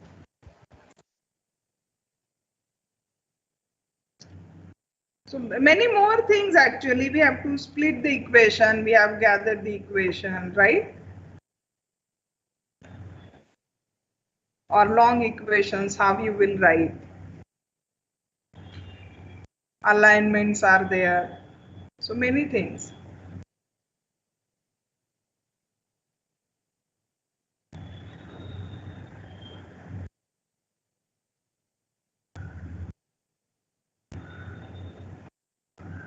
So this is something you need to do practice.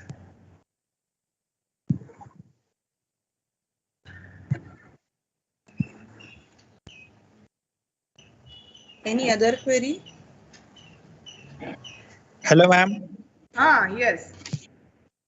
I want to write the augmented matrix. Augmented matrix. You will see that afterwards. There is a trick again. Okay, ma'am. Okay, then I have done. Okay. If you have any query, you can ask on WhatsApp group. Okay, so from my side, it is over. Ma'am. Yes, anyone having any query? Yes. Hello, ma'am. Yes, yes. इस lecture को जे code घेतलेले ते भेटतील का? हो हेच आम्ही सगळं तुम्हाला शेअर करतो. ठीक आहे. Okay. मेलवर शेअर करू. All material, each and every, because our next session is of 2 hours. Okay, on advanced mathematics, right? So you will learn all the advanced things. These are some basic fundamentals. You will get all these materials also. Okay, there is request to all the participants, and ma'am, you also please make your cameras on. We will take some pictures. Participants, please make your cameras on. Sonali ma'am. Sonali ma'am, yes, I can see you.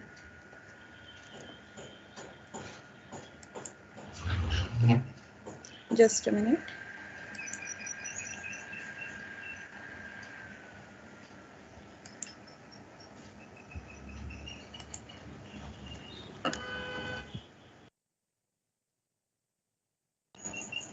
We will take 2 more.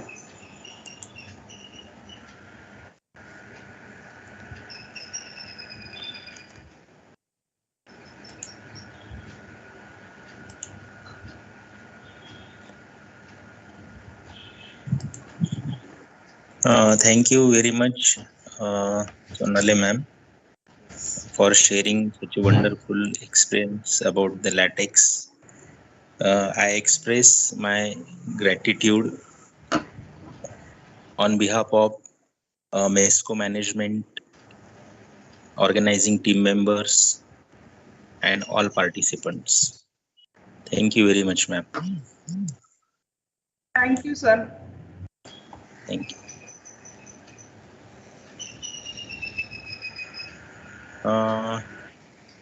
Can we start our next session, ma'am? Kadam ma'am, are you there? Is there Bhalerao sir joined the session? No, Yes, sir. Yes, sir. We will start next one. Yes. Okay. So we start our next session. So I introduce our next guest speaker, Siddharth Bhalerao sir. He has been working from last 7 years in Pioneerix Engineering Laboratories Private Limited as a research associate. He also worked as a assistant professor in SP College postgraduate section for 9 years. He delivered many lectures and conducted sessions in many workshops, conferences on the topics in core mathematics, applied mathematics, softwares for mathematics like Octave, Python, and LaTeX. So, on behalf of our M.E.S College of Engineering, all participants and organizing team members, I welcome you, sir. And we will be having a wonderful session under your guidance, sir. So, participants are eager to hear you the words of the session. Thank you and welcome, sir. Hand over to Bhalerao, sir. Audible? And is the voice quality okay? Hello? You are not audible, sir. You unmute your mic.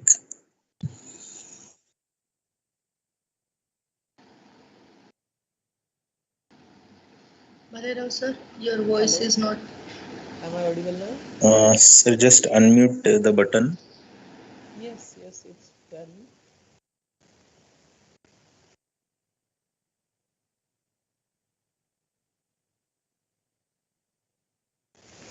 Hello? Am I audible now?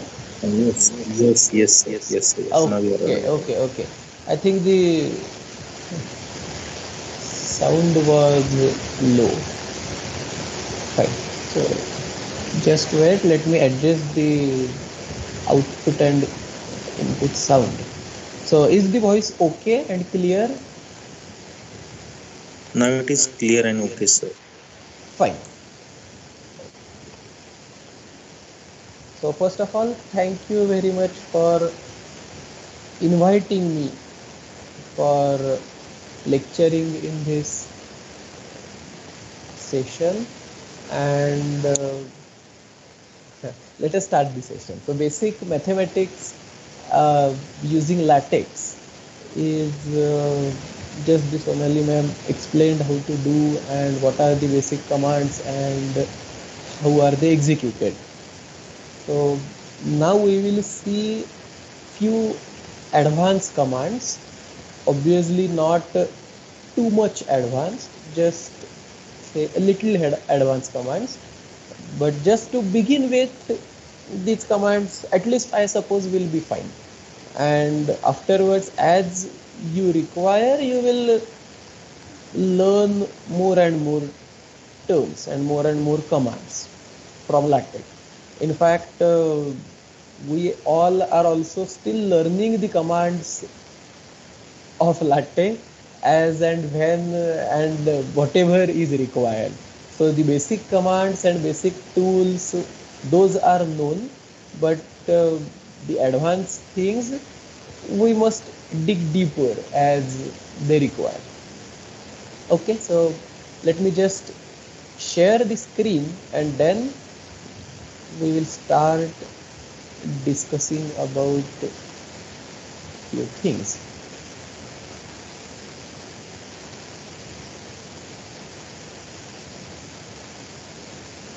Okay, so just a minute.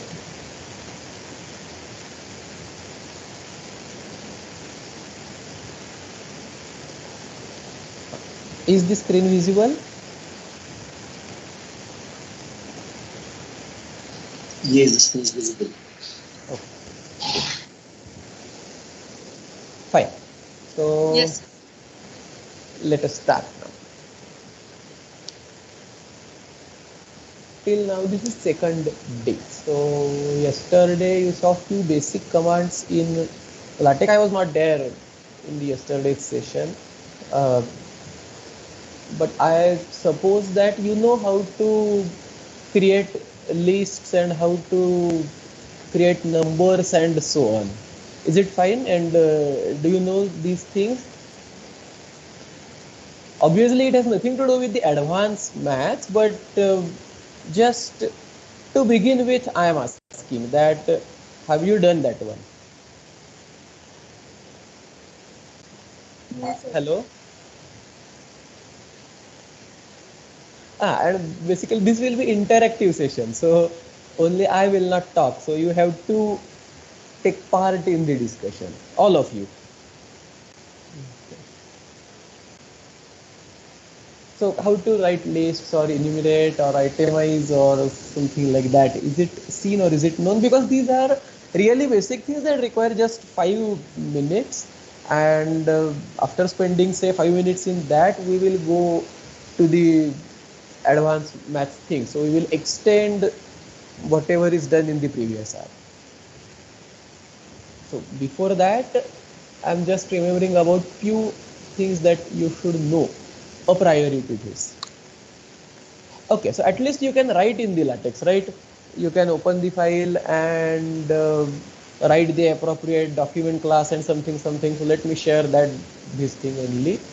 So I suppose this is visible, and this editor is different than the editor that Sonali ma'am was using. So is the editor same for everyone? Editor means the thing in which I am writing these commands.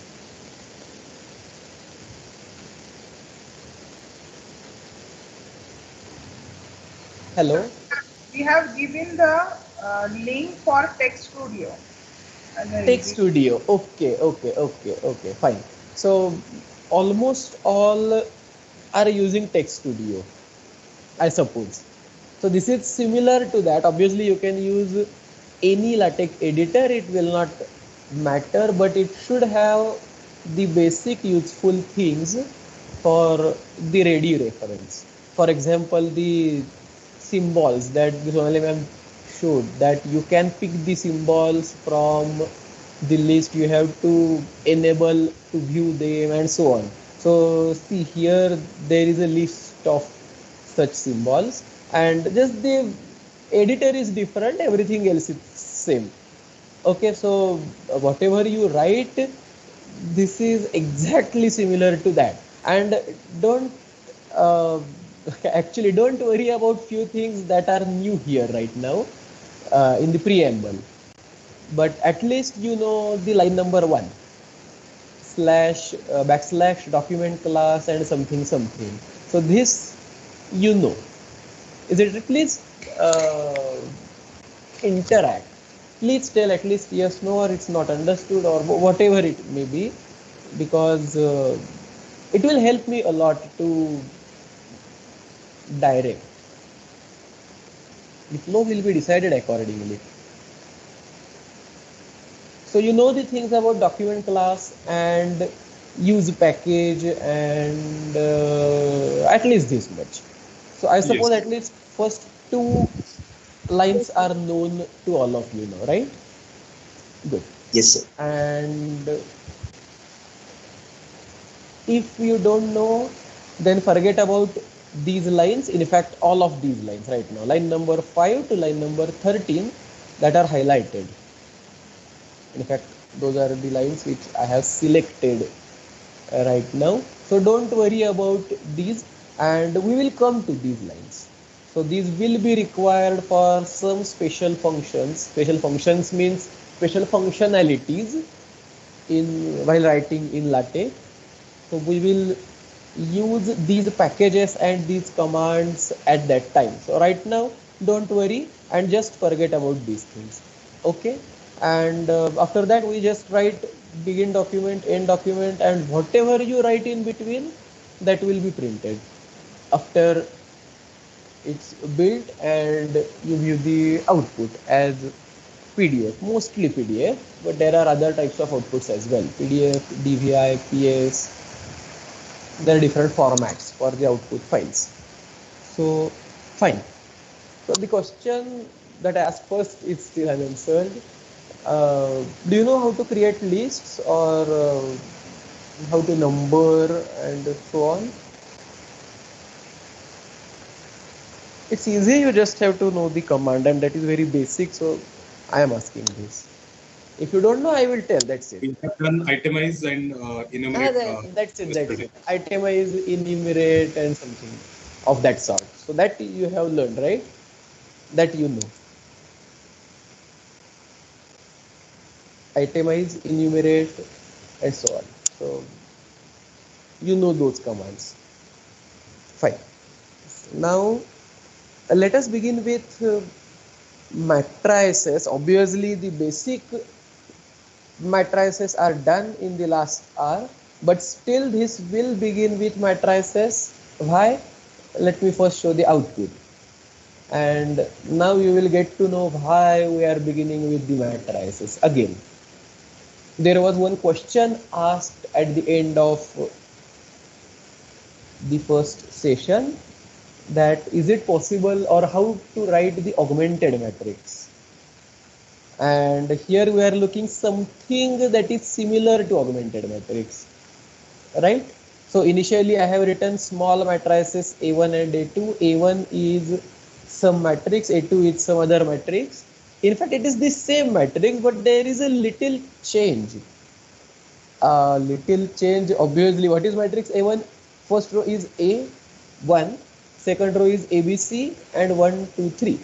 It's a 2 cross 2 matrix. A2, the entries are same, but the alignments are not same. Have you recognized this one? Notice the difference in the two matrices A1 and A2. Yes. So the difference is, if we look at the columns, then in A1 the alignment is center alignment, perfect for both of the columns, and for the matrix A2, what's the difference? For column 1, the alignment is left justified. Oh, by the way, is my cursor visible? Because I am using cursor to. Yes, sir. It is visible. Good. So in the first column, the alignment is left. It's left justified, and in the second column, it's right justified. Right justified, or you can say the alignment. They are aligned at right, and first column is aligned at left. For A1, both were aligned at center. Correct. Now tell me, you have written at least one matrix in just now, in fact, few minutes ago. So how is the alignment of that matrix? Like A1 or A2 or something different? How is the alignment of that matrix? A1, central alignment. Okay, so it is like A1. Fine. So you just have to look at the output that you have just produced, and that is like A1. So is it possible to make the alignment like A2? The answer is obviously yes. And how to do that? So we will begin with it, and then we will see the augmented matrix. Okay. So let me go in the code and see this. First of all, line number 17 to 19 is just to print the small matrices A1 and A2, and for the center alignment I have used begin center, end center. Okay. Now line number 21 onwards. So look at line number 21 to 31. And see here, A1 is begin P matrix, A and &1 \\, ABC &1 2 3 end P matrix. So this is precisely the command that you have used right now. Is it correct?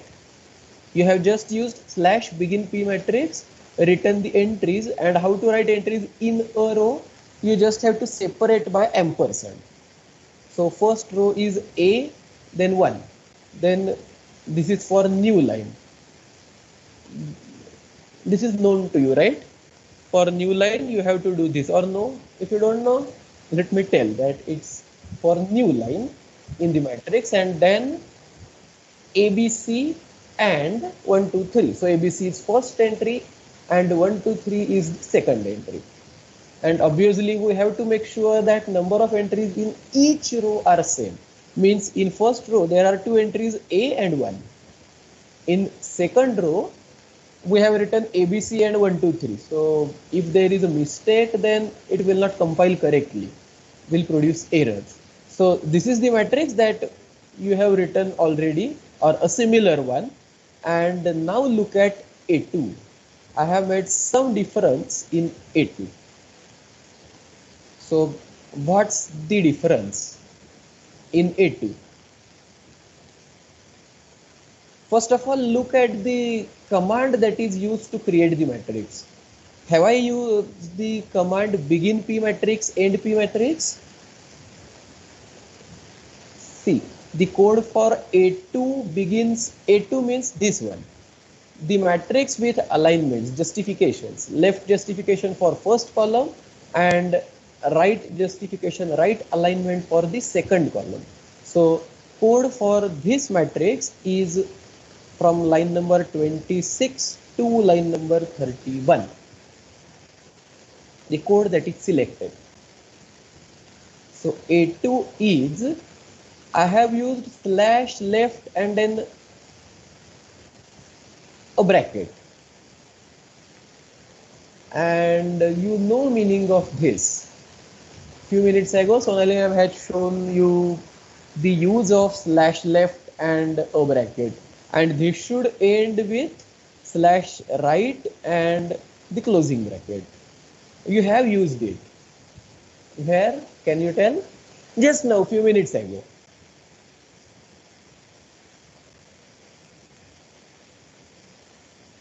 No, don't remember. For dy by dx. If you just write a bracket outside dy by dx, the bracket looks smaller as compared to dy by dx. But if you use the slash left opening bracket, then dy by dx means that slash frac command, and then slash right close bracket, then it will generate a good looking bracket enclosing dy by dx. Is it fine? Remembered the one? So in fact, what I am trying to memorize you this one, or just pointing out that because slash left and opening bracket is a common command that you can use anywhere, and obviously slash right closing bracket, and anywhere in the sense that if it holds something, it will adjust the size accordingly. So see here in A2, if I just remove this one, so what I am doing, I am just removing slash left opening bracket and slash right closing bracket. Let me build and see the output. So see, what's the output? A2 is right now just those four numbers, four entries, A1, ABC, 1, 2, 3, that's it. So the bracket disappeared, and notice the one that the bracket was appropriate with the size of matrix. Even if you are writing a 3 cross 3 matrix, you just have to insert the lines slash left right slash left opening bracket and slash right closing bracket. Obviously one at the beginning, another at the end. And what will these two will do? They will adjust the size of the bracket accordingly so that it will match with the things which are inside. Okay, if you are writing a 3 cross 3 matrix, the brackets will be bigger, will not be small enclosing just 2 cross 2 matrix. So slash left and slash right just does that job, and now whatever is written inside this thing actually creates the matrix without the brackets, without the braces. And what's that? So we are here creating array, and the command is begin array ended with end array. So whenever we start an environment, we have to end it. So begin array must end with end array. And now look inside. This is exactly similar to what you have written inside begin p matrix, end p matrix. In the code that I have shared, line number 22 and 23 is exactly same as line numbers 28 and 29. Correct? Because these are just forming the entries inside the matrix or the array, entries of the array. And we want to write same entries inside. Fine. So what we just have to remember, the inside thing is same.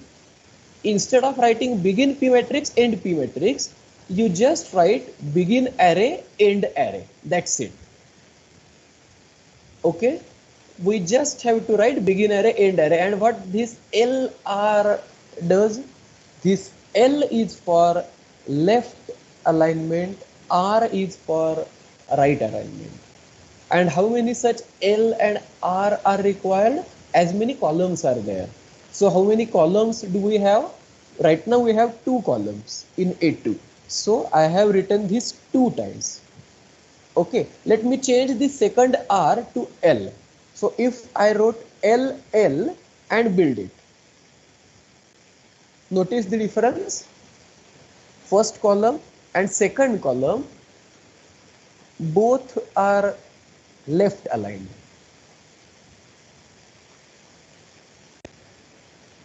Is it okay? So basically the only thing is, instead of using P matrix or instead of using matrix, you have to use array, that's it, and give additional arguments, additional inputs, either L or R or C. L is for left, C for center, R is for right.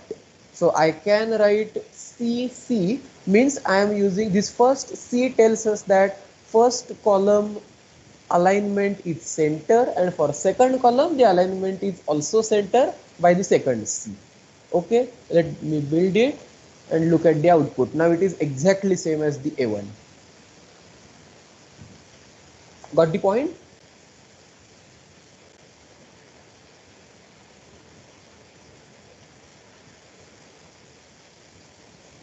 Hello? Yes, sir, understood properly. Okay. So you just have to write here whatever that you want. Whatever means either L or C or R. Accordingly, the output will change. Fine. And once again, you don't have to just write that slash left and the usual round bracket. You can use the square bracket as well. And if you use the square bracket for slash left and for slash right, don't forget to do it for both. Then it will create a matrix with square brackets. If you want to write, say, for determinants, you have to use the vertical line. Where is it located on the keyboard? Shift and slash button.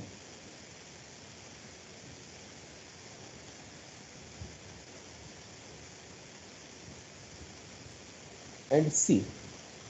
Now it looks like the determinant. So whatever the commands that we have with the matrix, means instead of P matrix, we can use B matrix or V matrix, something like that. And what is the difference in the output by P matrix, B matrix, V matrix, and so on? The output is either the matrix, the holder, the braces are the round braces or the square braces or the curly braces or the determinant sign or the norm sign, something like that. So you can get every one of them by using slash left bracket slash right bracket as well, and using begin array end array inside. Okay, so this was just for the alignment purpose. So now we are doing some advanced things. So you know how to write a matrix. Now we have learned how to align the things inside the matrix or array. Fine. And have you noticed this thing? Line number 25. What is it? If you want, I can show you the output. The text between two matrices. Yes, so it is the text between this text, and A1 is a matrix and A2 is the matrix written. And look at that and, A and D. That and is exactly same as the and written above. Correct. But look at this one. This and is inside the math mode. You know, whenever we write this $, we are centering and using the math mode. So if we just write and inside that, then it will look italic. Let me just remove this and build it, and look what happened. This is not a text and, right? Because this and is written inside the math mode. So if you wish to write most of the things in maths and just few things text, then what to do? Just write slash text curly brace, inside that whatever text you wish to enter, curly brace complete, and that will appear as the usual text even if you are inside the math mode. Okay. So there are things to write math things in the usual writing mode, whatever that we have written on line number 18. So small matrices, everything of this is just a text, and I want to write a small mathematical thing, so it's enclosed in dollar, and same is done for this. But here there are many things written in math and just few are written in text. So text inside math is written like this, slash text, curly brace, and inside that the text, whatever that you wish to write. Okay. And now there is something slash v space 2cm on line 33. What is its job? Do you know?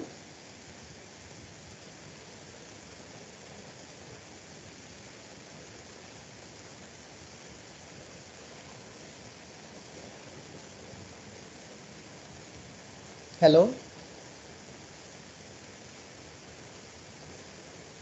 There's a vertical space. For vertical space. Vertical space. Correct, correct. Just to insert the spacing between the commands that we have in commands means the output. So here there is a vertical space of 2 centimeters. That's it. So okay. So now we have seen how to adjust the alignments inside the matrices, and now let's see how to create the augmented matrix, and this is the code for that.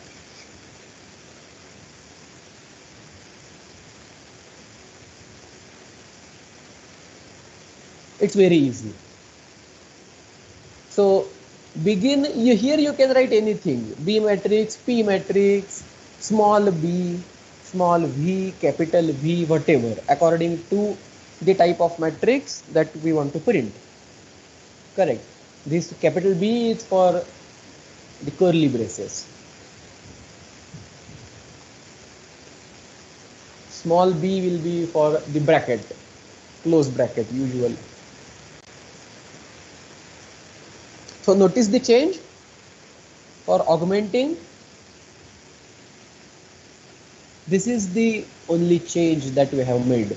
So first row is 1 0 1 0 0 0 0.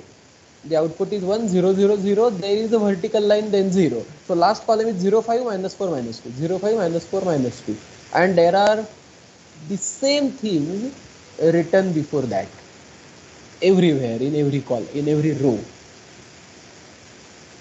right?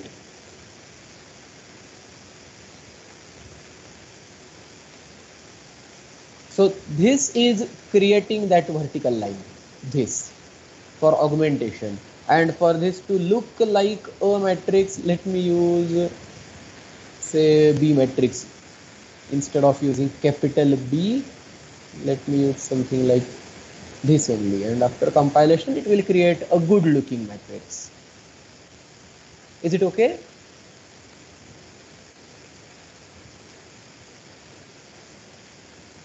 And once again, see here the ampersand sign is given to slash BIGM as well. Why? So as to align them one below the other. Otherwise there will be those vertical lines in each row, but those will not be aligned one below the other. Say first row will contain it here, for the second row it might go here, and so on. So just to align them one below the other, this is the alignment character and that is used.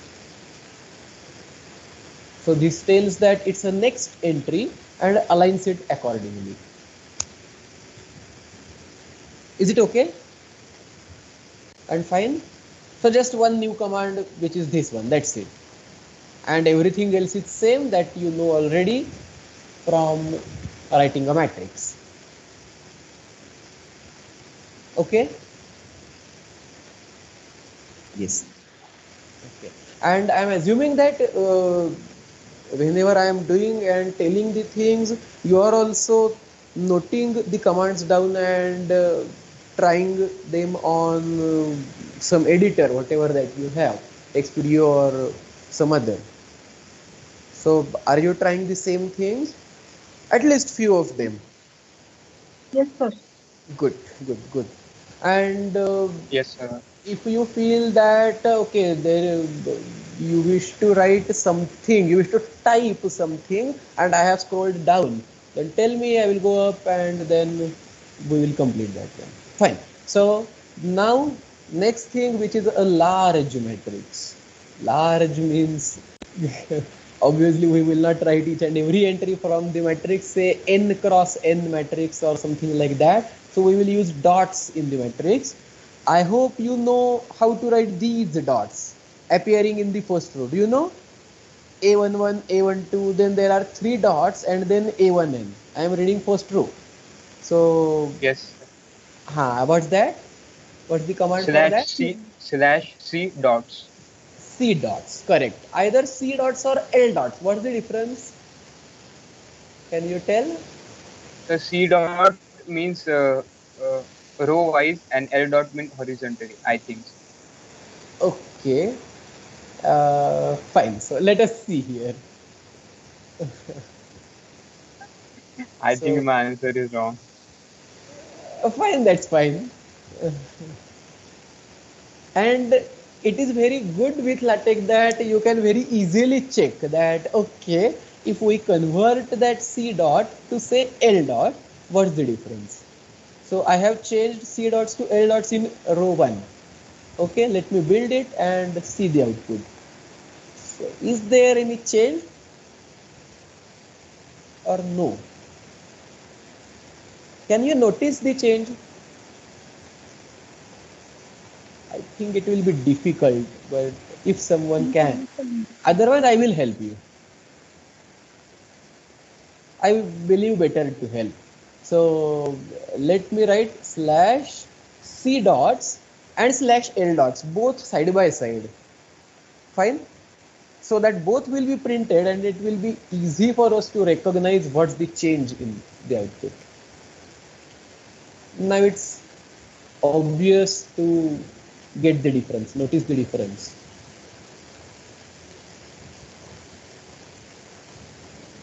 Got it? C dots makes the dots centrally. So first written was C dots and this one is L dots. So L dots is at the end of the end means at the lower part of the line. So say the lines are ruled, let us assume.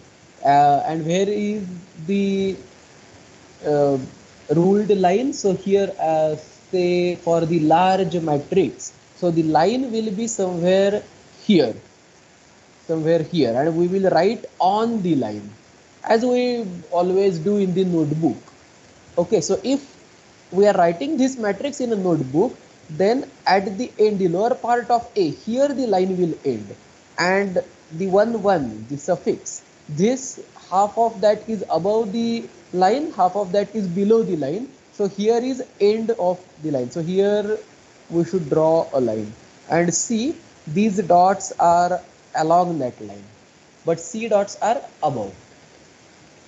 Okay, so L dots and C dots both produce the horizontal dots. The only change is either central or not. That's it. Okay, so C dots for this, and now we should have 2 more commands for the vertical dots, and what to say to these? The diagonal dots.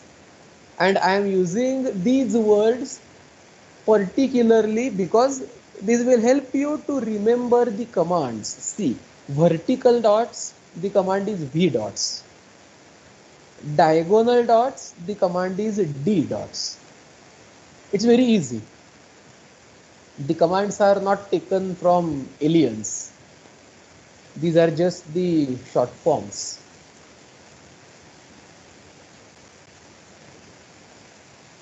Right?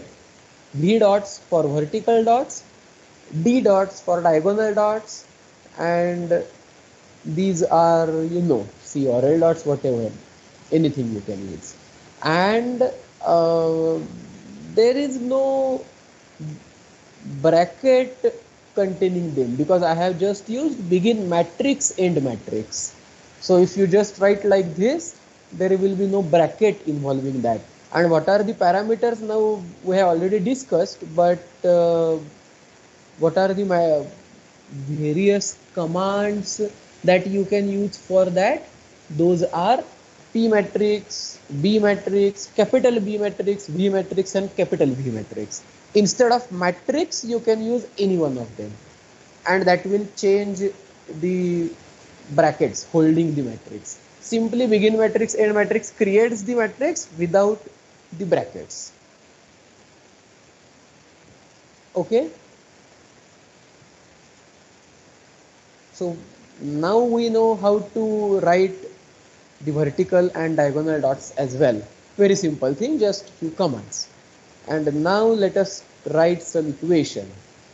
So see, I have written some equation here. If you want, try to mimic it on the editor that you are using. Not necessarily the same equation, you can write any equation. The only intent is what to do if the equation that we are writing is very big. So if equation is small, then it looks good. You have written equations, right, in the previous session, few minutes ago. You have written that begin equation, end equation, is it right? So here as well I have used the same thing, begin equation, end equation, and I have written the equation inside that. That's it. It's a plain equation. And just to avoid the complications, I have written a simple equation with only the numbers. And don't try to add and subtract actually, but obviously even if you do, the equation is correct.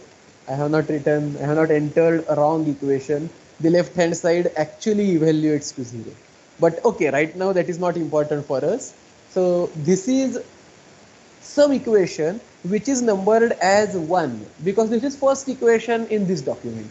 So by default it is numbered as 1. I don't remember. Is it possible for us to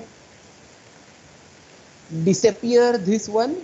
Disappear means if I don't want to number this equation, is it possible? I don't remember that is it discussed or not. So that's why I am asking. Yeah, we have to write this simply as an equation, not to start with begin equation if we don't want to number the equations. Okay, but if there are mathematical symbols inside, then what to do?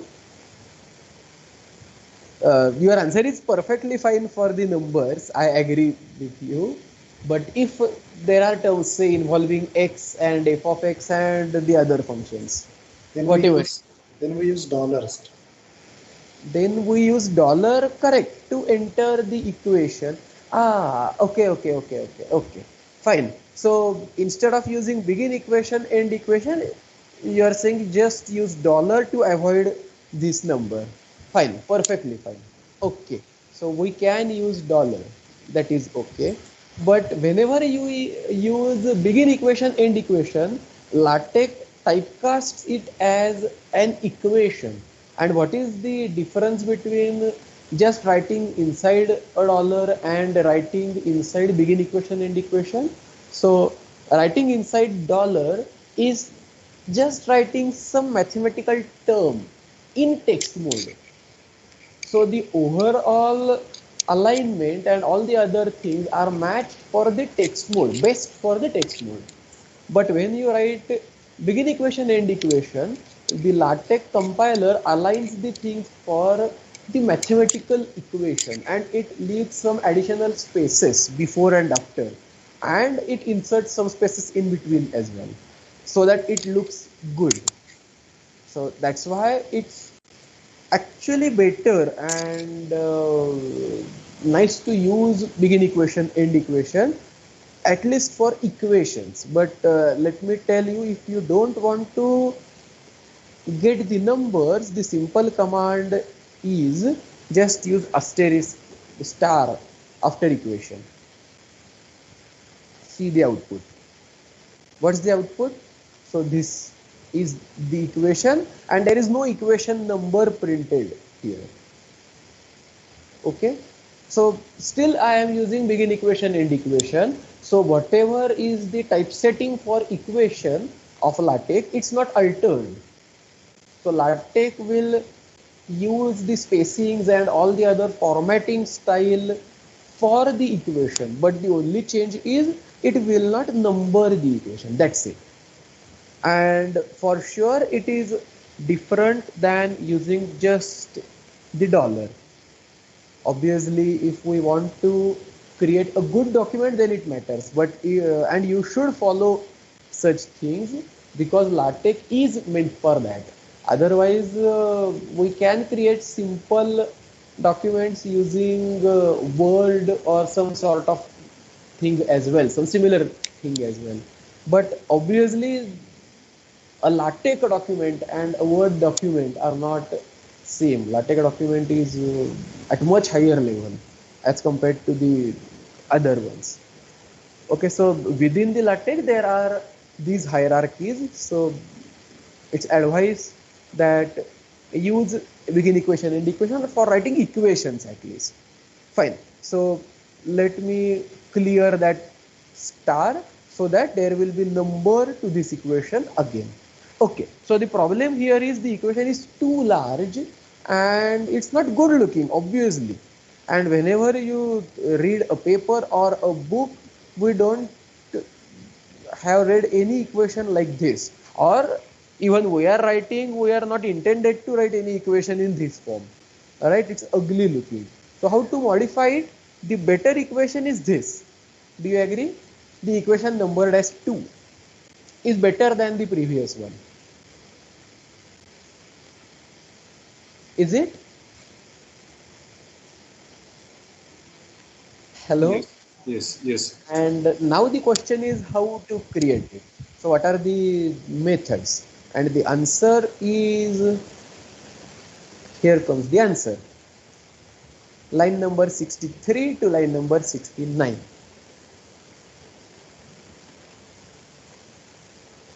Once again, begin equation, end equation, that is exactly same. And then, I'm sorry, so begin equation, end equation is exactly same, line number 63 and 69. And there is some extra thing, begin split, end split inside, and its purpose is clear from the name split. So it is used to split the equation. And as we have seen in the output as well, it's actually splitted and on the 3 lines. And why on the 3 lines? It's clear if you look the code in between. I have written it on, obviously have written it on 3 lines means I have used new line 2 times. So here I have used new line once, and here I have used new lines second time. Okay, so whenever you use new line, there is a new line. So I have used twice, so there are 3 lines. And so this begin split, end split has splitted the equation in 3 lines. And now there are few extra things as well. This ampersand, this is in first line, second line, and in the third line as well, but at the different positions. Right, on the first line it is towards the end, on the second line it is almost close to the center, on the third line it is towards the beginning. And let us see where the ampersand is located. First line before 10, before 4, and then before plus 37. Okay, 10, 4 and plus 37. Now I am going to the output. See here, 10, 4 and plus 37. Notice something, 10 from the first line, 4 from the second line, and plus before 37 on the last line. So there was ampersand placed at these three locations, and in the output these three are exactly one below the other. So what is the use of this ampersand? Whenever you place the ampersand, that fixes the anchor position. So this is the anchor which is fixed for the first row, second row, third row, and it's the fixed anchor, and everything else is adjusted accordingly. So let me change this and in the first line. Look carefully. Let me write it, say, before 16. Okay, and now what should happen? Instead of 10, this 16 should get aligned with this 4 and plus. So the first line should get shifted towards the right. Let us see. I have not yet built, so let me build it and see the output. So this is the output. Don't look at the thing below. We will see the command for that as well. So this 16, 4 is below that and plus 37 is below that. So the anchor is fixed here. So these three are aligned one below the other. So in this session, you will see the use of ampersand and everywhere. So it's for the alignment purpose. It will fix the anchor for the various rows. One basic and very important use of it. Okay, so got the use. So begin equation, end equation exactly same, and whatever is the equation in between, everything is written between begin split, end split. And what is done? So whenever you want, just insert new line and place the ampersand sign. But here there is a problem. And what's the problem? If you place the ampersand sign somewhere, the alignment will be altered, and obviously this alignment is not as good as the previous one, or not as good as the alignment that is below. Do you also feel exactly the same? Because we usually means we read from left to right this equation. So first starts leftmost, then the second one, and then the last one. And here what is happening? The first line is starting after the second one. So it's not looking good to the eyes. Do you agree? So LaTeX is actually designed for typesetting and making these things good. So if you place the ampersand somewhere else, it will hamper and the purpose will be hampered. It will be altered. So what to do? Instead of using split, so whenever it is easy, you should use this command, begin split, end split. But LaTeX can do this automatically for you, and that is this, the equation number 3. It is the same equation. The only change is I have used something else. And what is it? It is this. Line number 71 to 75. Read the command carefully and tell me what's the difference.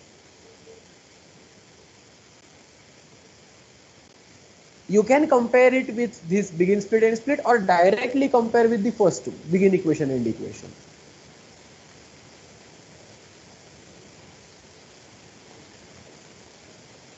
We have used a new environment, begin multiline, end multiline, and the purpose is clear from name. Multiline is for writing the equation on multiple lines. So begin multiline, end multiline writes equation on multiple lines. That's it. And to write equation on multiple lines, we should tell LaTeX where to break the lines. This is for that. So first line will end here, the second should end here, and then the third line, and that's it. So there are 3 lines, and look here, there is no ampersand in between. It's clean as compared to the previous begin split, end split. Instead of using begin equation, begin split, Then the equation with ampersands, begin end split, end equation. There is just a simple thing, begin multiplying, end multiplying, that's it. And you just have to place new line command in between, that's it. And LaTeX will produce the output for you like this. And it's really good looking output.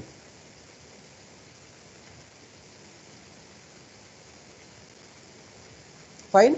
You can produce such output with 2, but you have to make that ampersand. So this is for, actually speaking, that begin split, end split is for advanced use, and the basic for such use is begin multiplying, end multiplying. That's it. Most of the cases, for most of the cases, we will use begin multiplying, end multiplying. So in few cases, we wish to align something below the other thing while writing an equation on multiple lines. So for that purpose, we have to use begin split, end split. So there is scope for that by using this. Understood? The command is simple, begin multiplying, end multiplying. Yes. Notice? Good. And now let us go I have a to... question. Ask. If I do the same, I'll remove ampersand sign in the begin split and end split. So what will that do? Will that be putting the equations exactly one below the other? Okay, so what you are suggesting, instead of writing begin equation, just write ampersand sign, right? No, not that. Begin equation, end equation, it is there. Just, okay. In this equation, wherever we have this ampersand, I'm just removing ampersand them. sign. Okay. So you are talking about the ampersand. I'm sorry. So you are talking about this. If we remove the ampersand sign, correct. So you are right. If you just remove the ampersand sign, it will just write that this is putting below. exactly below the other. Correct. And why? In fact, I assume that you got the purpose of ampersand, and that's why you told the answer a priori that it will place one after the other. So the ampersand is for alignment. There is no alignment, so it will just align them one below the other. You are perfectly right. Sir, one more question. Is it possible to change these numbers like 1, 2, 3? Yes. We are going to answer this one just in few minutes. Okay, sir. In fact, you asked the same question in last session as well. Yes, so that was you only. So don't worry, I'm going to answer that question. Okay, sir. Fine. Okay, so let's go ahead, and instead of showing this, let me show you first output. Why? Because I hope that it's better to see the output, and what is the code to generate output like this is a good thing. That's a motivation to write the code. Correct. So let us see the output first. How to write this? And it's required, right? While writing functions, we need such things. F of x, the definition of function is different on different parts of the domain. So we need such things. Correct? And the command for that is like this. Line number 79 to line number 84. Once again, begin equation, end equation is common. So in your mind, you can remove that one. Then f of x is equal to something that is perfectly fine. Here you will get one use of that slash left thing. So I will tell that. First of all, read it and try to understand as much as you can.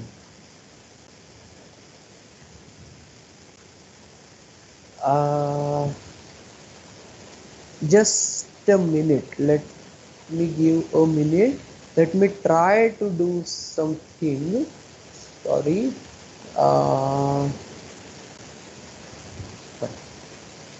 Is it better?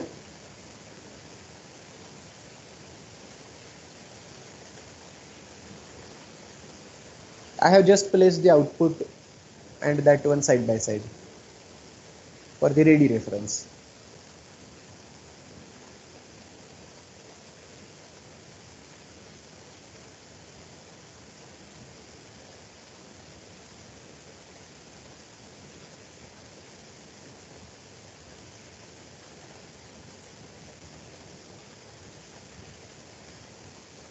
F of x is equal to f of x is equal to, very nice, slash left, and something is written. What is that? Slash left brace, oh sorry, slash left brace slash curly brace slash begin array LL. Now what is the use of this LL? We have seen begin array, end array, right? Instead of matrix we can use array. That was one use of array, correct? And this is another use of that, because finally array or matrix, those things are just to stack the things one after other and one below the other, correct? In fact, table is also something similar. The only change is when we talk about a matrix, we write, so imagine a 2 cross 2 matrix. Whenever we write the entries, so just focus on the entries of a matrix. Don't consider the braces containing those entries. So you can think of that as a table as well. So instead of writing enclosing braces, if you just draw horizontal and vertical lines, appropriate lines, that will look like a table instead of a matrix, correct? And here what is done, instead of writing those braces or writing horizontal and vertical lines to create a table, what is done, something else is done. But this is also like a matrix or like an array. See here, this is first entry, this is second entry in the first row, I'm sorry, this is first entry in second row, second entry in second row, first entry in third row, second entry in third row. Can you imagine this as a matrix or an array? Can you imagine of this like that? First entry, second entry, first entry, second entry, first entry, second entry.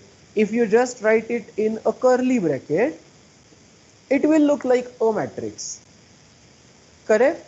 3 rows and 2 columns. But here we don't want to write like a matrix, something different, some other use case of that, begin array, end array, and that is this. And why I am telling this? Because everything inside begin array, end array is exactly same, that is not altered. We have seen how to write begin array, end array, it is exactly same. See, LL, because there are 2 columns. This is first column containing 1x x square, and this is second column containing if x is less than 0, comma, if x equal to 0, comma, and if x greater than 0, full stop. So this is second column, this is first column. So L means left alignment for first column and left alignment for the second as well. You can change the alignments if you want. And the first column, first row entries are 1 and slash text if, because it's English, so should look like a usual text, x less than 0, new line, so next row, x, once again something, new line, third last row, and it's written end arrays. So everything from begin array to end array is known to us. It will create an array, and instead of enclosing inside the braces like matrix, just written as it is. But what is done before? We have enclosed it in a bracket. You can see the brace here, opening brace, but there is no closing brace here. But there is some substitute for that. See here, it is slash right dot, and it is a useful command. Whenever you open, for example, whenever you write begin equation, you should write end equation, right? You write begin multiline, you should write end multiline. Whenever an environment begins, it should be ended. Begin array, end array. So similarly, for slash left opening bracket, there should be a matching call for slash right. Brackets always come in a pair for LaTeX. So if you just write slash left, then it will not, and don't use this slash right dot, it will not create the output, it will give you the errors. So what we substitute for that, whenever you write slash right dot, LaTeX understands that okay, this is just a placeholder and nothing will be printed. So this slash right is just to tell LaTeX that whatever is started by slash left is ended here by slash right. So slash left is applicable till this. And I suppose that you can imagine or you can understood what is the need for that, because LaTeX should understand what is the scope of that slash left. So slash left will start the curly brace, okay, but of what size? Of just one line or 2 lines or 3 lines? So how many lines should be enclosed? So if you are writing slash right afterwards, then it will enclose everything which is in between. So the scope is defined. That's why for every slash left there should be a slash right, and for not to print, just write dot. Similar command is there if you want a right brace and not the left brace. For that you will write slash left dot and at the end slash right and the bracket. It will produce the bracket at the end and not at the beginning. Is it okay?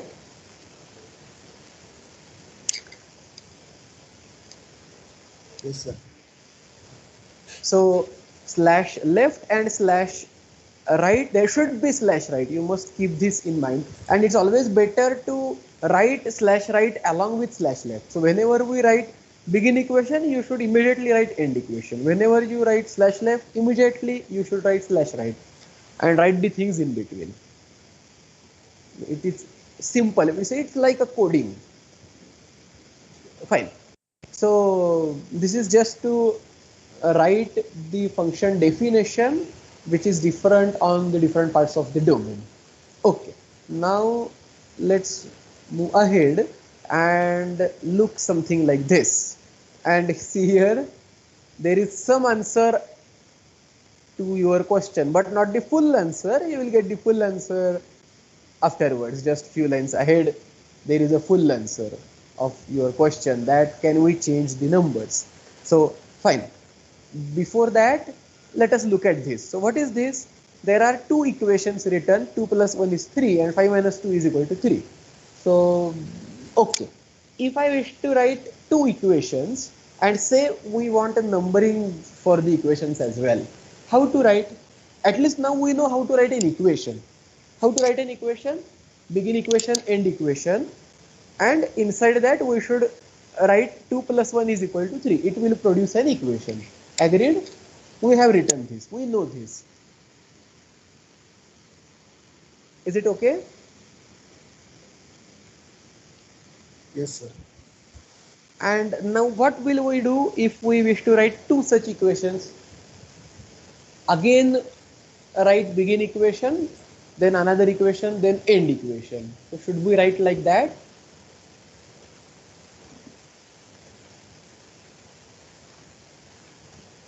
We can do that, but then what if we wish to write 7 to 8 such equations, one below the other? I suppose you are getting my point. So if we wish to write many equations one after the other, then it's not convenient to always write begin equation, then write down the equation, then end equation, then again write begin equation, write down the second equation, then end equation, again begin equation, third equation, end equation. It's really bad and cumbersome. Correct? So is there any easy way out? The answer is yes, obviously, and it is this. The answer is here. The command is very easy, and see, just within one begin and end, two equations are written, you can write as many as you can. Slash begin, this is equation array, EQN array, and end EQN array, that's it. So you are writing array of equations, correct? So begin EQN array, end EQN array will produce array of equations. So here if you want can insert one more line. Let me write A is equal to B plus C. Build and see the output. C. There is one more equation, A is equal to B plus C. But have you noticed there is one bad thing that happened here? What's that bad thing? For 2 plus 1 equal to 3 and 5 minus 2 equal to 3, this equal to is good, one below the other. But for A equal to B plus C, it's gone somewhere to the left. So again there is a problem of alignment. The alignment is not good. So can you suggest me something to align it in a better way? So put ampersand sign before every equals to. Okay, so let us do that.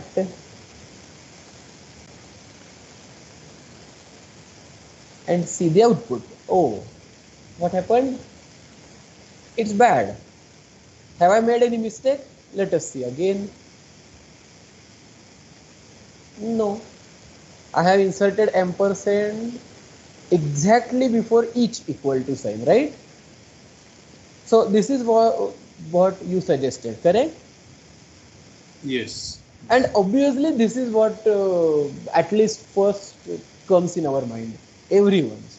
So this is the very basic and obvious thing that one should think of. But if we do this, then the answer is not good looking. But can you tell me what is happened, or what's the thing?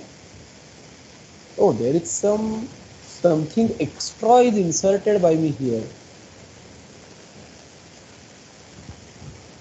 Open bracket. Wait.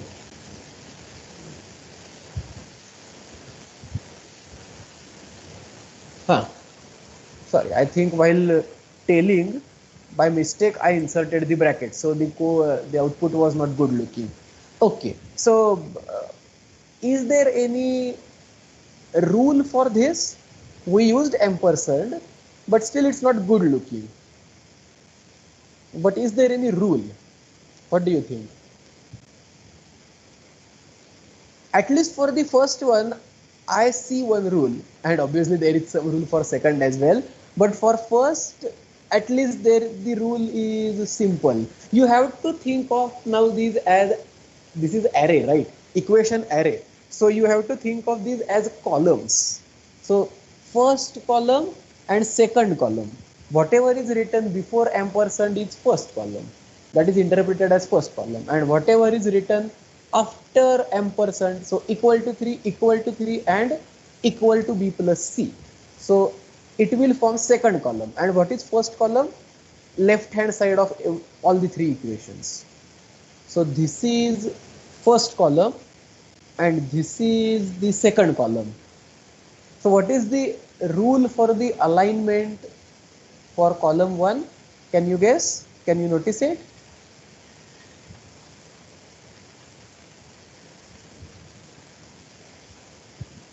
This is No? right alignment. Right alignment, correct. And can you tell me why? Because we are writing an equation. So if this A is to the left or to the center, it will be far away than this. So okay, LaTex has decided to do the right alignment for the left hand sides. That is a rule. And what is the rule for the second column?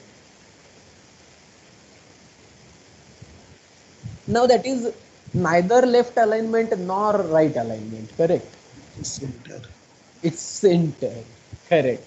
So they're equal to 3 and equal to B plus C. They have that is considered as a single entries, and they are placed exactly one below. One below the other, correct.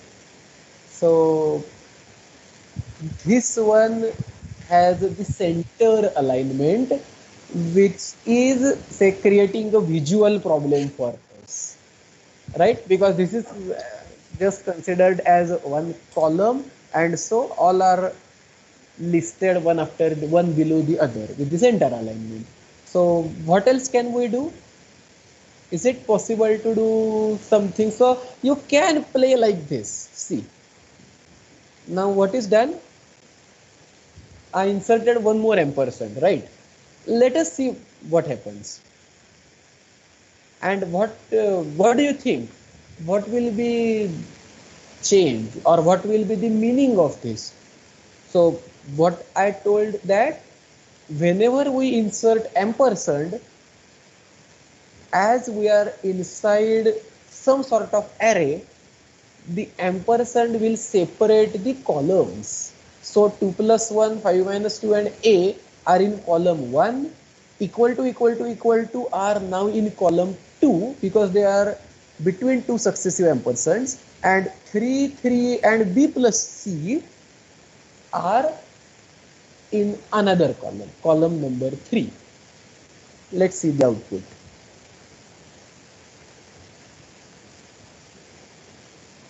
Is it good? Yes, it is that. Yes. Right?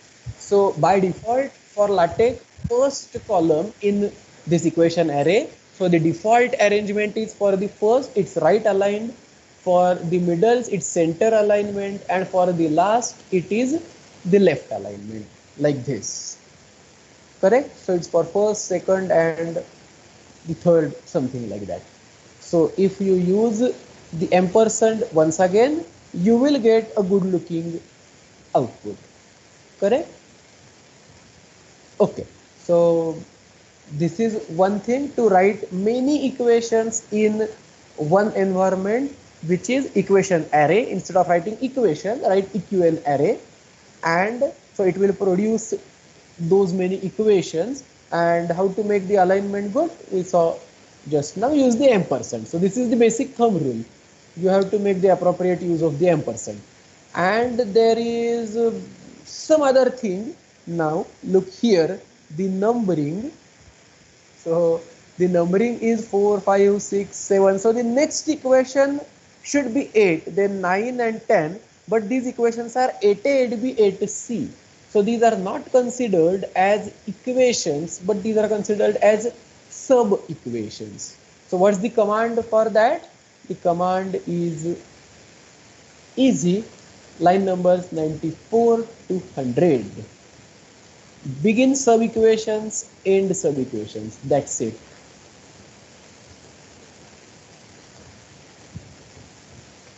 And now if you want, let me just copy the things from line 88 to 92. First of all, just go through the line 94 to 100, try to understand it, and then I will make some difference in it.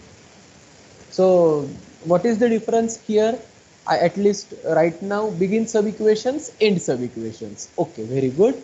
Inside that, begin equation array, end equation array. So begin and end equation array generates array of equations. Now if that is nested inside sub-equations, the LaTeX will generate sub-equations, not the equations. So the numbering is 8, 8B, 8C, not 8, 9, 10. Isn't it easy?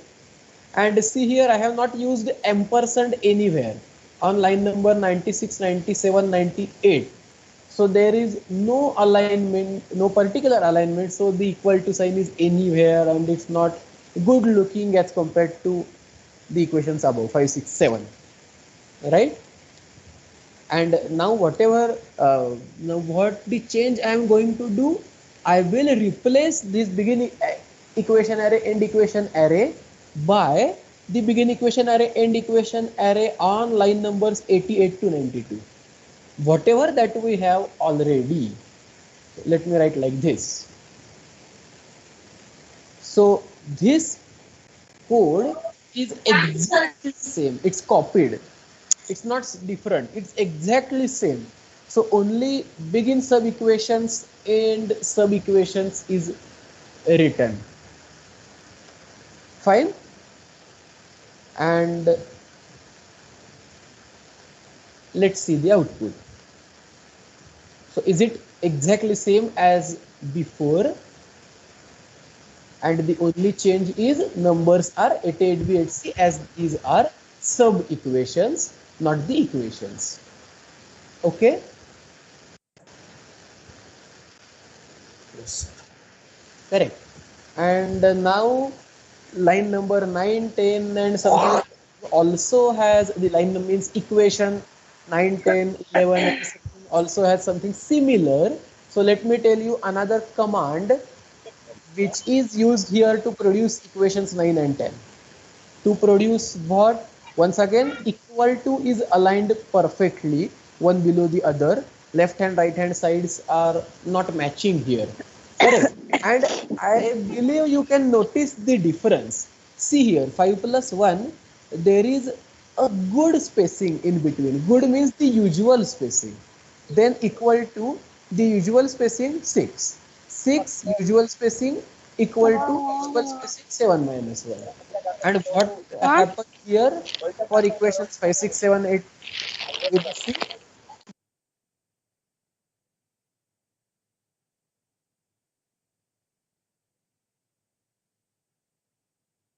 Alerav, so you're on mute mode. Sir, you are not audible.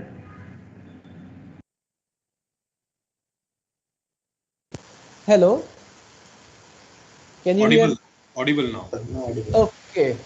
I'm sorry, I don't know how I got muted, but fine. Okay. So, what is the last thing that you heard? Means I will continue from that one. The spacing, about the spacing in equation 9 and 10. So the spacing in equations 9 and 10 is the usual spacing, right? Before and after equal to sign. But in the equations 8 ABC, the spacing is more. The spacing between 2 and plus and 1. This is the usual spacing, but 1 and equal to, it's large space because this is column 1, column 2, column 3. These are different columns. So LaTeX has separated them out. Fine. So that is not done in equation number 9 and 10. And why? Because some other command is used to generate this. And what's that command? The command is begin align, end align. Line numbers 102 to 105.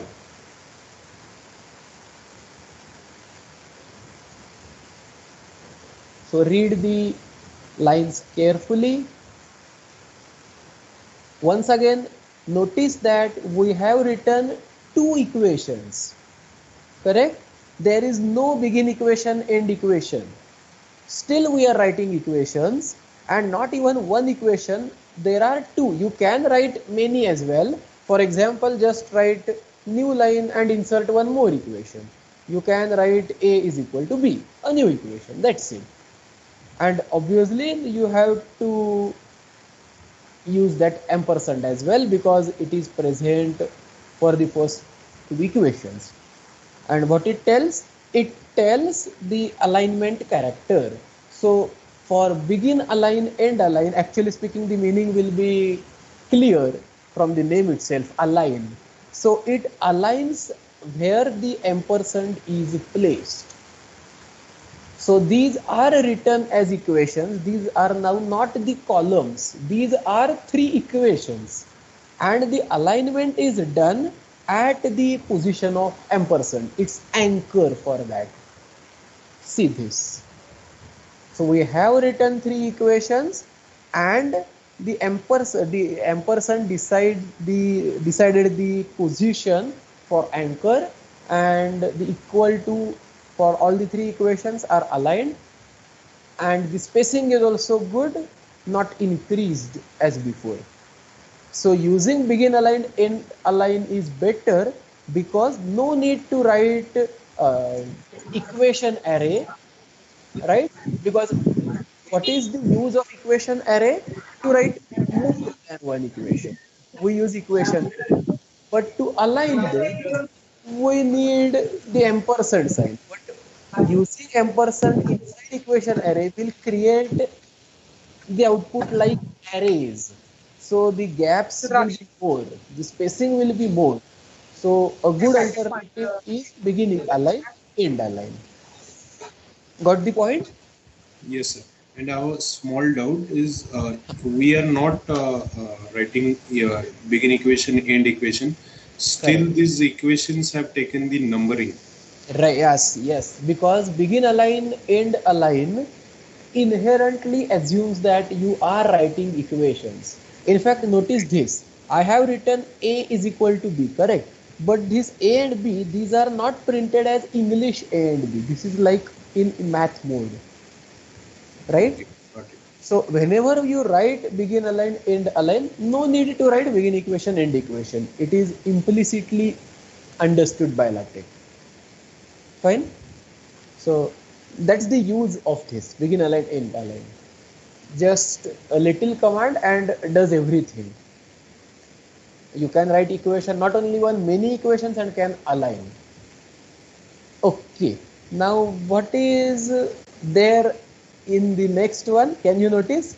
Bhai, that is written here. One number is missing. Yeah, one number is missing. So now, who was asking the question? Me. So you will be happy now. Yes. That we can skip the numbering and immediate next. Here you can see that okay, there are two numbers missing for two equations, and for one equation some random number is there. Correct? So let's see how to do this. It's easy. So let us first see how to disappear some number, some numbering to the equation. And it's very, very simple. This is the only command for that. So write the equations in begin align, end align as before, and just write slash no number. So LaTeX will not give number to that equation. Very easy. Okay. And let us go to the next one. Now I have used here begin align star, end align star, similar to begin equation star, begin end equation star.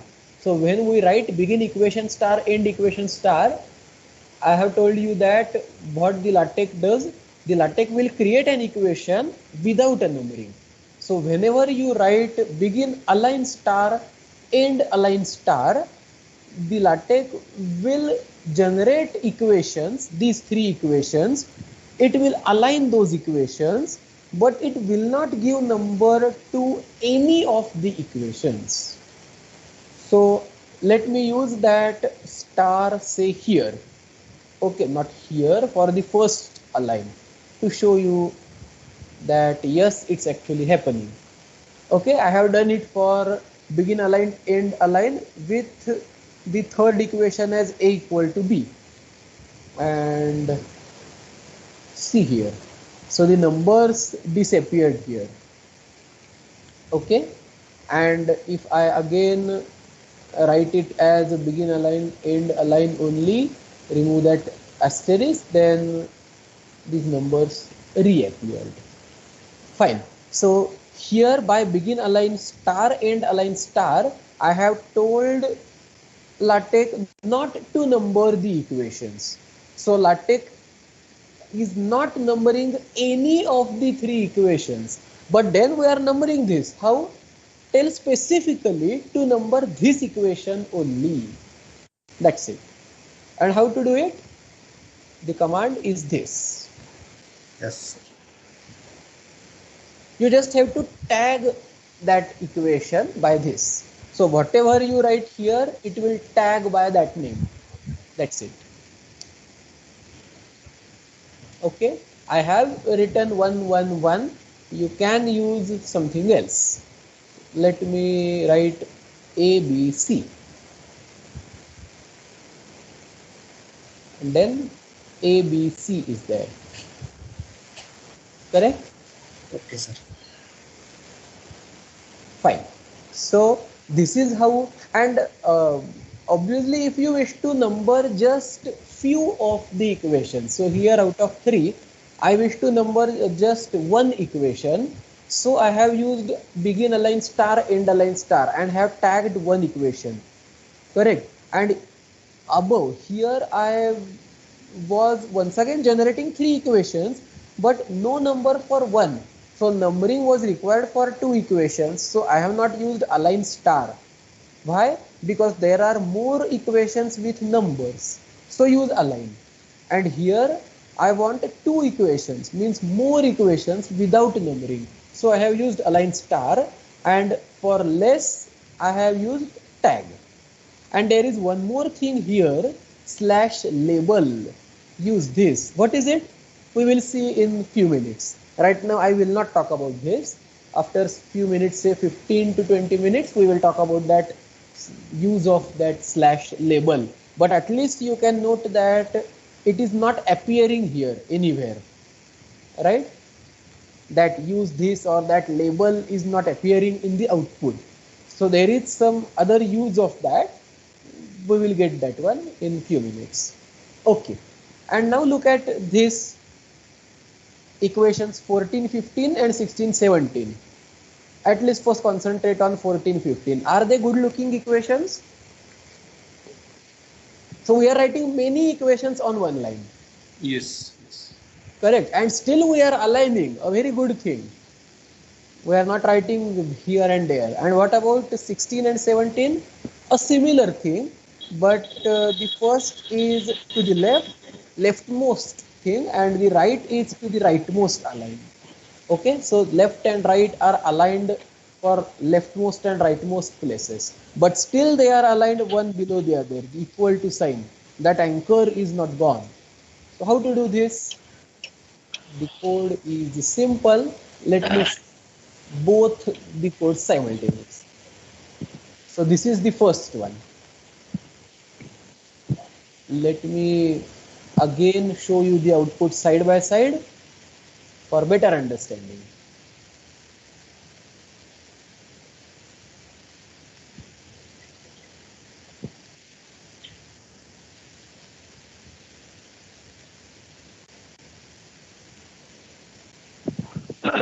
Whatever is selected in the editor, lines 121 to 124, will generate output for equation numbered 14 and 15.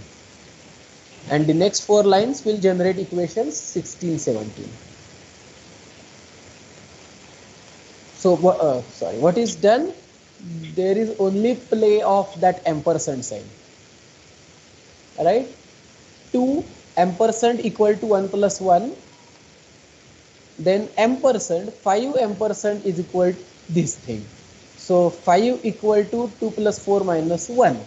So everything in the first line is written here. So the first ampersand, second ampersand, third ampersand. So this is leftmost, central, rightmost. So this is for the leftmost anchoring, the central anchoring, and the rightmost anchoring. And the same is for the second row. Fine. So equal to is aligned below that, the middle one is aligned below that, and equal to is aligned once again below the one. And what is the command for writing to the leftmost and rightmost with the leftmost and rightmost alignments? FL align and begin and end FL align. That's it. Whatever things are written in between are exactly same. Line number 122 and 123 are same as 127 and 128. These lines are not different. These are exactly same lines. The only change is instead of align, I have written FL align. That's it. And the output is like this. Okay.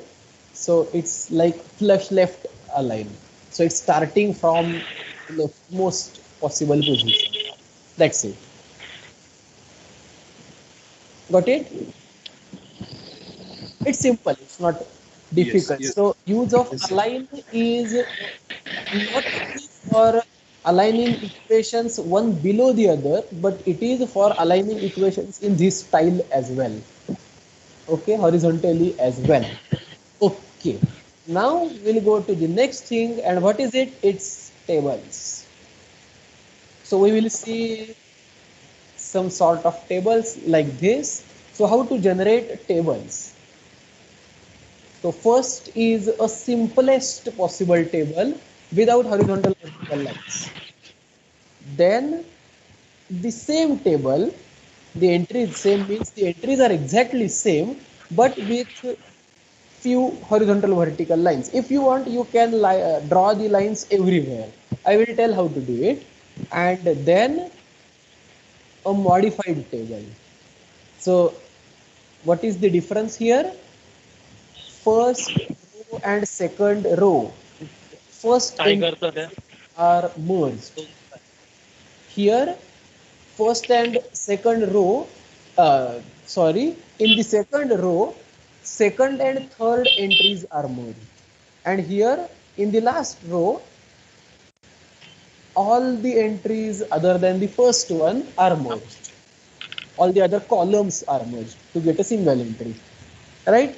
So you can do and you can generate tables like this. And how to do it? Let me quickly tell you code for this. And once again, it will be better to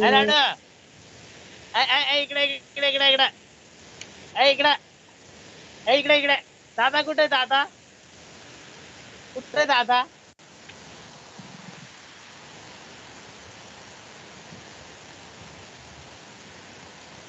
okay.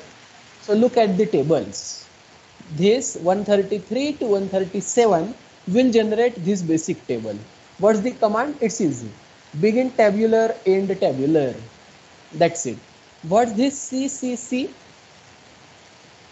Now you know this from begin array, end array. Whatever we write after begin array, end array inside the curly brace, that will decide the alignment of the columns, correct? L for left, R for right, C for center. Exactly same is true for tabular. So when we write CCC, the alignment is center for all the three columns. There are three columns, so I have written C 3 times. You can replace any of these by L or R. Okay, and once again, what is the first row? 1, 2, 3, and separate by ampersand, then new line, and everything else is same. So this is like array only. The only change is instead of writing begin array, end array, we have written begin tabular, end tabular. Everything else is same, exactly same. Got the point? We know how to write begin array, end array with the alignments. So do the same thing and replace array word by tabular word. It will create table. That's it. Obviously, this one looks like array or table or matrix, whatever that you can say. It is any one of them. But whatever is the enclosure for that will decide its type. So same, now let's go to this one, how to get this out of the first one. So again, whatever is written inside begin tabular, end tabular, those things are almost same with little differences. First of all, let us quickly solve the issue of this begin center, end center. You know what is done by the begin center, end center, right? Hello? Yes, sir. Correct. So this table is not left justified, but it's or in the position where it was, but it has occupied now the central position. It's not looking at central because the whole page is not visible, at least in this view, but it's the central position. Okay. So forget about this, now begin center, end center. The only thing to use it here is you can use it for tabular as well to show you that yes, it is possible. Okay, now see the change here. Instead of writing just CCC, I have written vertical line, C vertical line, CC vertical line. And what is the difference in the output? Vertical line, first column, vertical line, second column, third column, vertical line. Let us go back in the code. Vertical line, first column, vertical line, second column, third column, vertical line.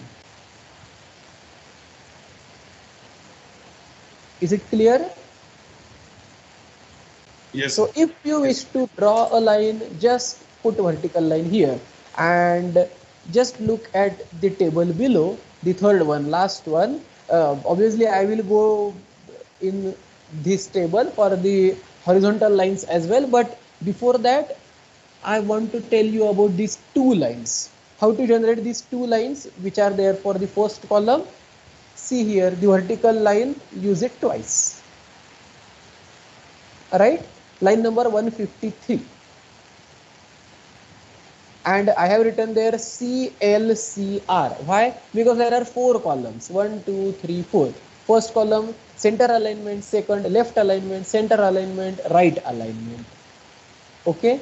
And these two vertical lines, see here, two vertical lines appeared here. So for the first column, I have used 2, and then everywhere I have used 1. So that 1 is appeared. Okay. And now how to generate these horizontal lines? I am coming back to the second table, which is on line number 141. So read the command on line 143. That will generate this horizontal line. That's the H line. It's clear, right? H line, horizontal line. Very good. And right now I have written /H line just before the first row. First row is 1, 2, 3. Okay. And exactly after the last row, A1, B2, C3, A1, B2, C3. So there are two horizontal lines before first and after last. If you wish to draw the lines everywhere, we have to write H line in between. So let me show that one as well. So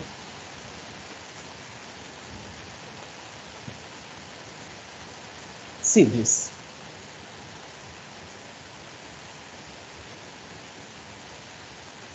Got it. Right? So if you just insert H line after each line, it will draw the horizontal line everywhere. Okay. And now let us go here in the third table, which is combining the columns and rows. Right? So once again, now you can skip begin tabular, this CL, the H line, because we know meanings of and uses of these commands. Let us focus on this multi-row, C line and multi-column. So these are precisely the things that are making the table looking like this. So let me first tell multi-column. What is this multi-column?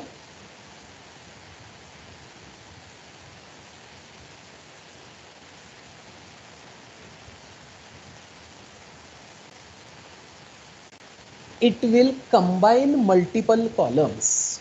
Multi-column is for multiple columns. And how many columns? In the immediate next curly brace, multi-column 2.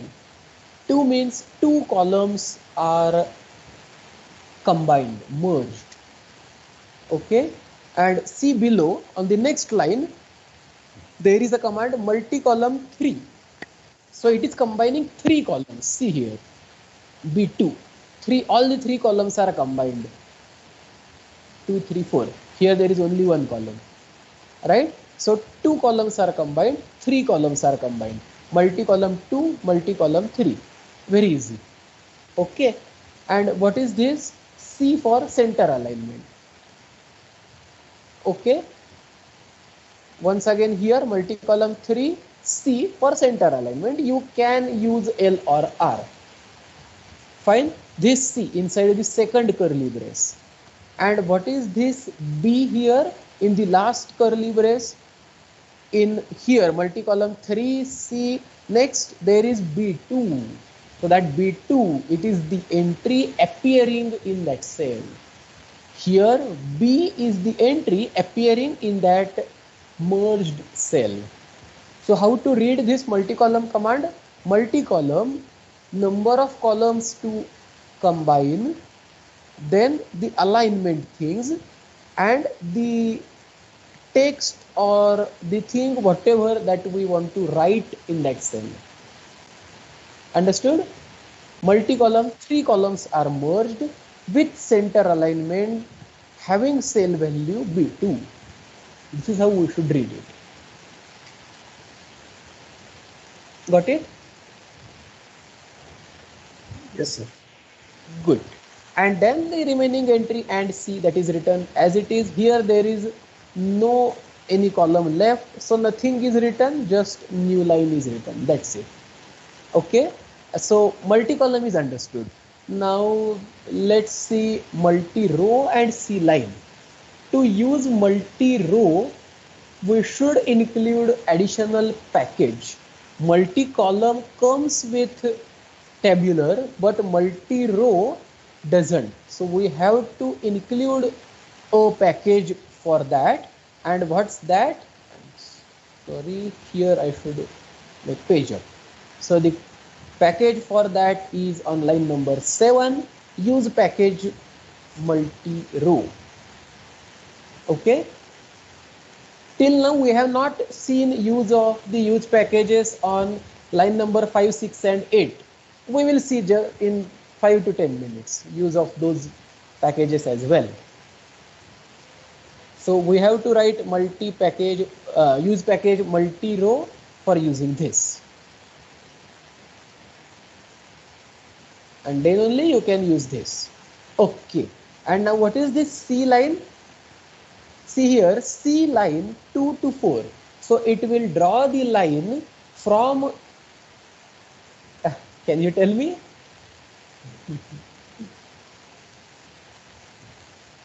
Column 2 to 4. So if I make it 2 to 3, the line will be drawn. So what is the difference? See here, the line is drawn just for columns. Second and third column. Correct. So the line is not drawn for column 4. H line will draw the line everywhere, passing through this one. We don't want to do it. So don't use H line, use C line and explicitly give the number of columns. Number means the actual columns from column 2 to column 3 or column 2 to column 4, whatever is the use. Okay, fine. Now this was about the tables, and the next is how to insert graphics. Do you know how to insert the graphics, how to insert figures? Is it known already? If no, I will tell. Not. Okay, so it's simple and you just have to write this one line. It will produce this output. Obviously it will not do it right now for you because there should be this file present, and right now this file is not present on your PC, correct, in the appropriate directory. So see the command, it's include graphics, then scale is equal to 0.1. So this is scale of the graphics. Graphics means the image that we are inserting. So I am not inserting the image with its actual size. 0.1 means 10% of the size. So if I change it to 0.2, okay, I have changed it from 0.1 to 0.2, and let me build it again. See the difference, the image is bigger now. It's 20% of original size. So the original figure 100% is too huge. So that's why I have used just 0.1 or 0.2, anything of that form. Fine. So you can use higher scale as well, more than 1. And what is this? Here you have to write the file name, and only file name is okay if, now there is one if the file, this latex bird.png, is stored where the file.tex is stored. So we are writing everything in a latex document. So I have given name file.tex to that document. Okay, so whatever is the directory of that, the same directory should contain, the same folder should contain this file as well, latexbird.png. Let me show you that. So see here, file.tex. So you are seeing the folder, right?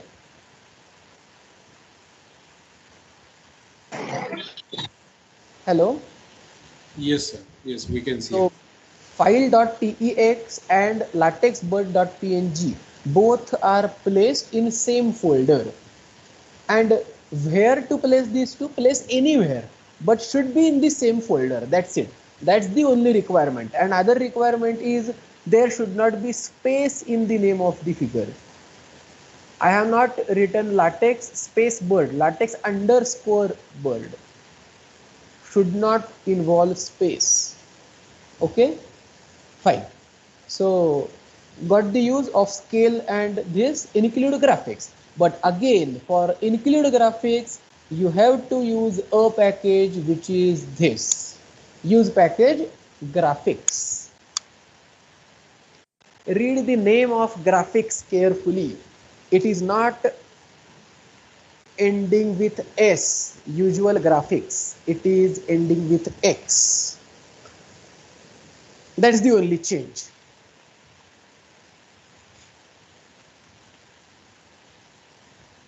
Fine. And now let us do something more with the figure. What to do? See here. Let me make the page small so that you can understand that one. See here. So this latex, the bird, the latex bird, by include graphics that we did just now, appeared, say, with the left alignment. But what if I want the central alignment or right alignment? Like this. So you have to use slash center, or you can use slash flush left, you can use slash flush right. So see the inside thing, it is same, slash include graphics scale 0.1, and it will be enough to just write latexbird.png instead of specifying the whole path, but I will come to that in a minute. Before that, just concentrate on line 171. I have used slash begin figure slash end figure. This was not there for the include graphics that we have seen previously, right? So what is the use of this begin figure, end figure? So this begins environment for figure, and whatever we do inside will be applicable for the figure. So slash center or slash flush left will be applicable for the figure. Otherwise, you cannot center that figure. If you just write slash center and then slash include graphics, it will produce errors. So you have to write begin figure, then slash center, and then include graphics. That's the appropriate syntax.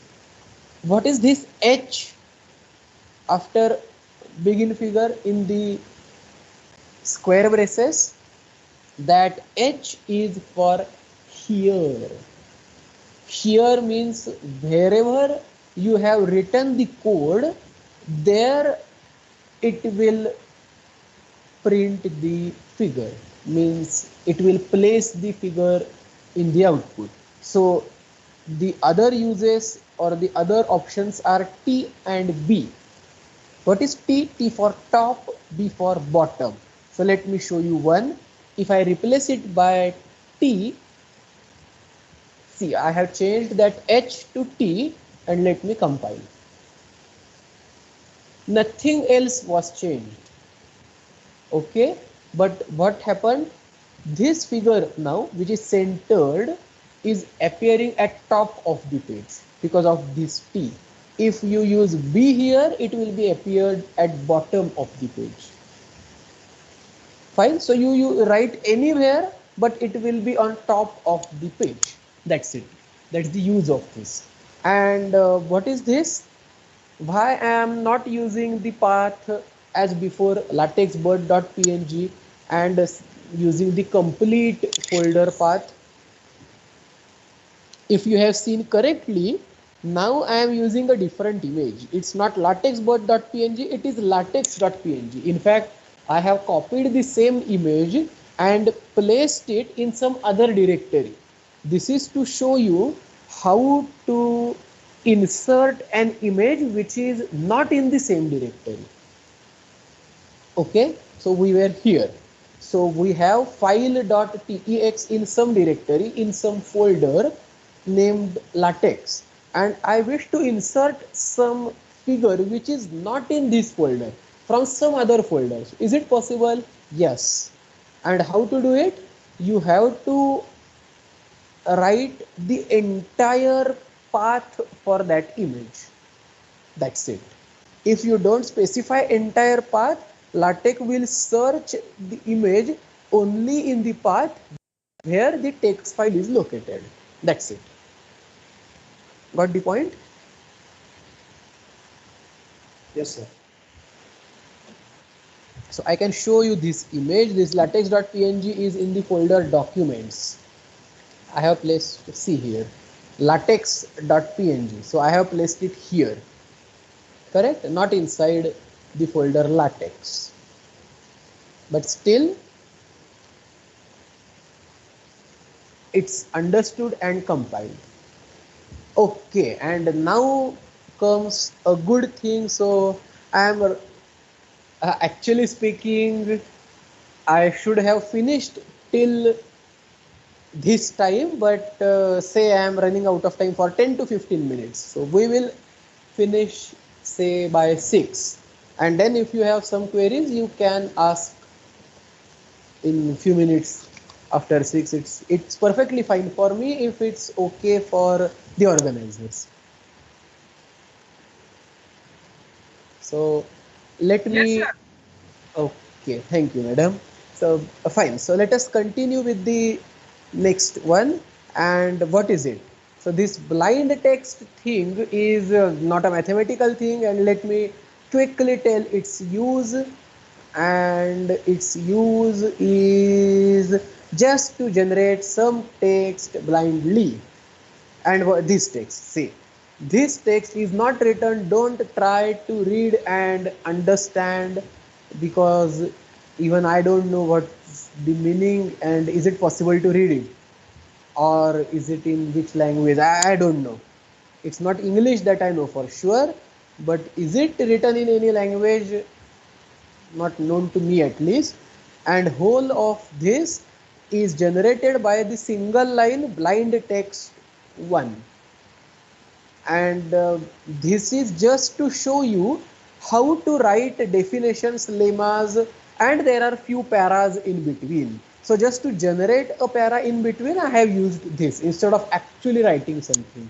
So this is just some use case. You will not require this while producing LaTeX documents. So forget about this blind text for time being. Okay, so now let us try to generate a document like this.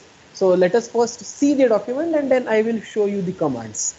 Okay, so this def1, this is for definition. This is a type that I have determined. You can write anything instead of def here, means you can write whole of definition either in capital or in small or whatever that you want. So I have used this as a use case just to show you. Fine. So this is definition 1, first definition. Definition of 1. So I am giving you definition of 1. What is it? 1 is something, forget about that. Just something is written. Okay. So there is a definition, there is some text, and there is a lemma. Okay. Lemma 1, first lemma. This is a lemma and its proof See, I have given proof as well. Its proof is very easy. Good. Then I have written a theorem.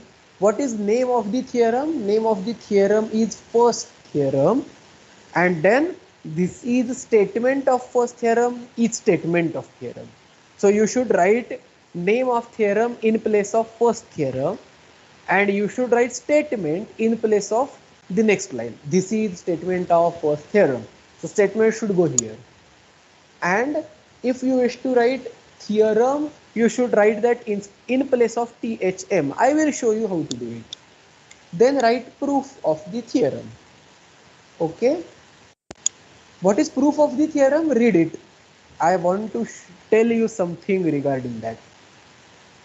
It is left as an exercise. So, okay, you can prove, but there is a hint provided. What is the hint? Use equation 14. What is equation 14? Is there equation 14 in our document? Yes, there is equation 14 in our document. Is it the same equation? Means, is it this? So are we referring to this equation? Answer is yes. So see this is the equation that we have written already, and this was the auto generated number, right? This was not manually given number 14, auto generated, and that number is appearing here. Use equation 14. So if you want to use some particular equation, then whatever is the auto number for that equation, that will be written here. That is a best use of LaTex. Why? Because even if you insert, say, some equation in between, or say if you feel that no, I don't want to call this equation as ABC, but okay, let it be equation number 14, then this will change to equation number 15. This will be 16. But now if this is equation number 15 and here you are writing it by hand, use equation 14, then you are referring to a wrong equation. You actually want to refer this equation, this one. So if it is changed automatically to 15, then its reference should also get changed automatically to 15. And this is done. How? We will see. I am just telling you what are the things that are done here while writing the document. Okay. So this is definition, this is lemma, this is a proof, and in the proof I have given a hint where some reference is given. Fine. Once again, this is a blind text to write something, something, something. Then another lemma is given. Again, note here that lemma 2, this 2 is not written by me, by hand. I have just started new lemma, and LaTex recognized that, okay, there was one lemma previously, so this is second lemma. This number is given by LaTex, not me. Okay, and similarly this one, theorem 2. The theorem 2, number 2 is generated once again by LaTex, not by me. I have just written the theorem 2 is generated by LaTex. Fine. And if you wish to generate same numbering for lemmas and theorems, we can do that as well. Means lemma 1, theorem 2, lemma 3, theorem 4. So continuous numbering for lemmas and theorems, not separate numbering. So we can modify that way as well. And as we have written definition, lemma, theorem, similarly you can write down propositions, notes, and the other things as well. Alright? In fact, once you get how to write theorem, you will know how to write lemmas. But just to show one more example, I have written this as well. So now it is looking like a good document, right? And let me tell how to write it. It's easy. So now should I go in the code?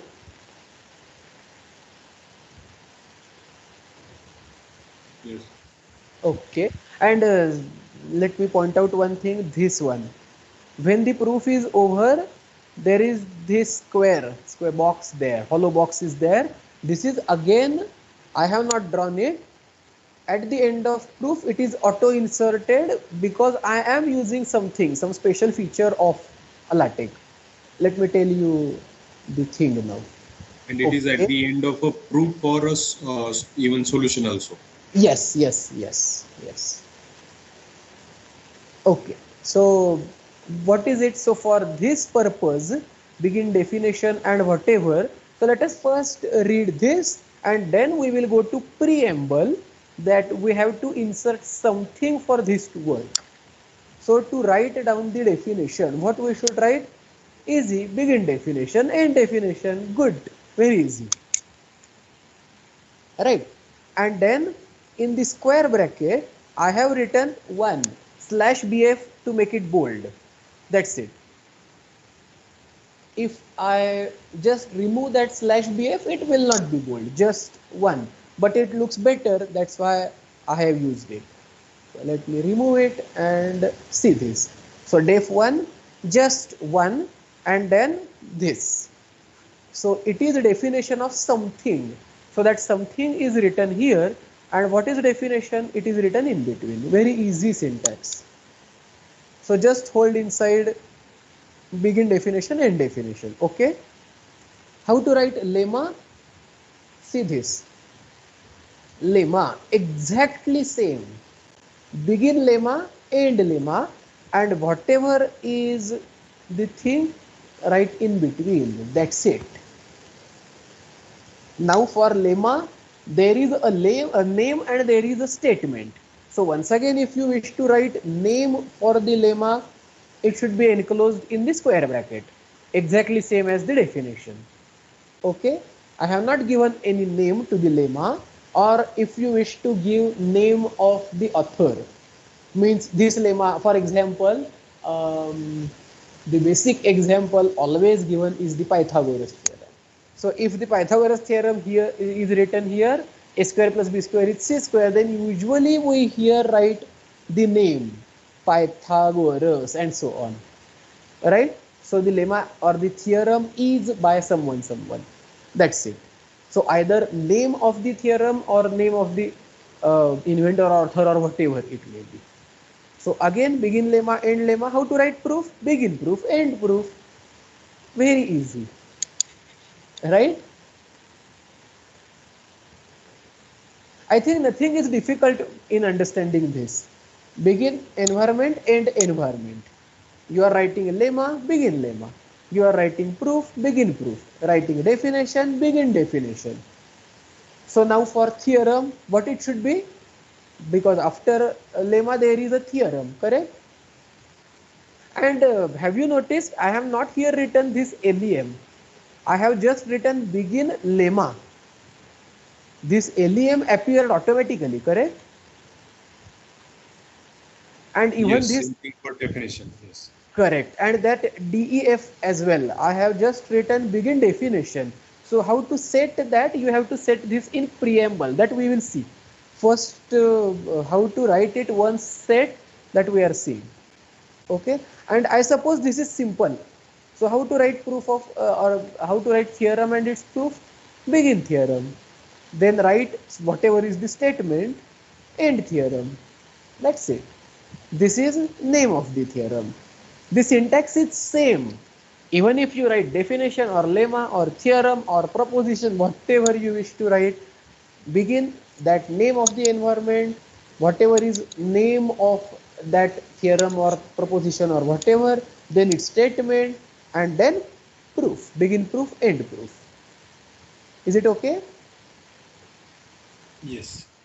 And I will come to the hint, but before that, let us finish that I have written exactly same thing for the another lemmas. Again, I have written begin lemma, end lemma, and begin theorem, end theorem. Correct? Begin proof, end proof. Same thing is written. Just to point out that lemma 2, theorem 2, that 2 is not written by hand. LEM and 2 or 1, nothing is written by hand. Okay, fine. So now here as well, see, we can use lemma 2 to prove following. What is lemma 2? It is here above, lemma 2. And this is the thing, lemma 2. This creates the number 2. Are you seeing this in the output? See here, we can use lemma, there is 2 to prove following. And what I have written in the code, we can use lemma, this is not 2, this is something different, to prove following. So LaTeX encodes this and prints 2 in place of this. How? So it's simply slash ref, reference to this LEM. What is this LEM? Just few lines before, line number 200. See this. There I have labeled the lemma as LEM. Okay. And what is the use of this? If I know that, okay, I will use this lemma to prove the theorem, then while writing the lemma, I will label it, so that the LaTeX will keep in mind that, okay, this lemma is named as this. It is like a pet name for this lemma or a tag for this lemma. And whenever we call that, whenever we refer that, it points number of that lemma. So what is number of that lemma? The number of the lemma is 2. So here 2 is printed. So this is labeling, this is referencing. Okay. And that LEM, you can change the name. You can write here anything. Actually, let me write anything. But you should write anything here as well. So you are labeling, you are tagging it by anything. So I am referring it by anything. And now let me tell you one thing. If I build, the answer is not as we wish. Why? You have to build it twice. This is a rule for labeling and referencing. You have to build twice. See, for the usual formatting, building once is okay. Then why building twice is required here? Because when you build once, LaTeX recognizes and keeps in mind this label, but it just keeps in mind the label, so it cannot refer to that. Why?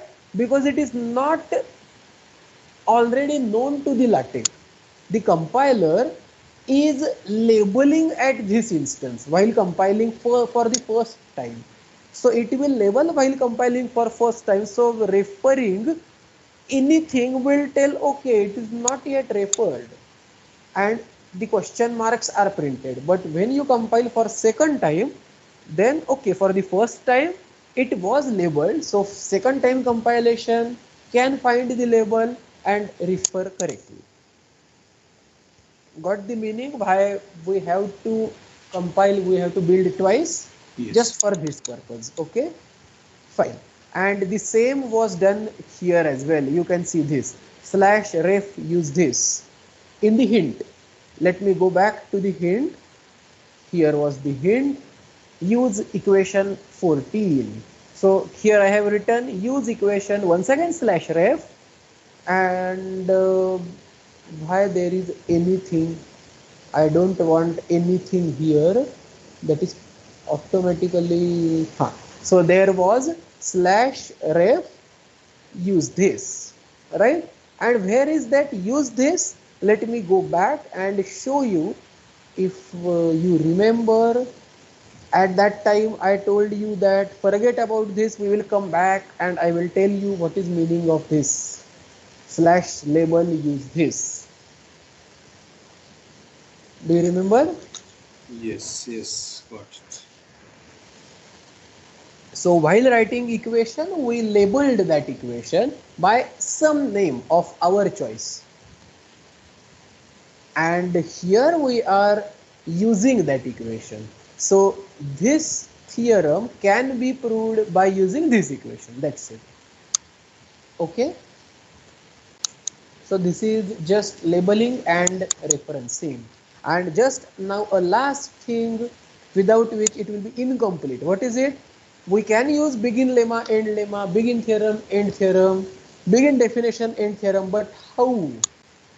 For that, let's go back to preamble, and now it makes use first of all of this package. We have seen use package graphics, that is for including the images, use package multi-row in table, right? In table, just merging multiple rows. Use package blind text is for that blind text, writing something. So forget about this right now. And use package M.E.S THM.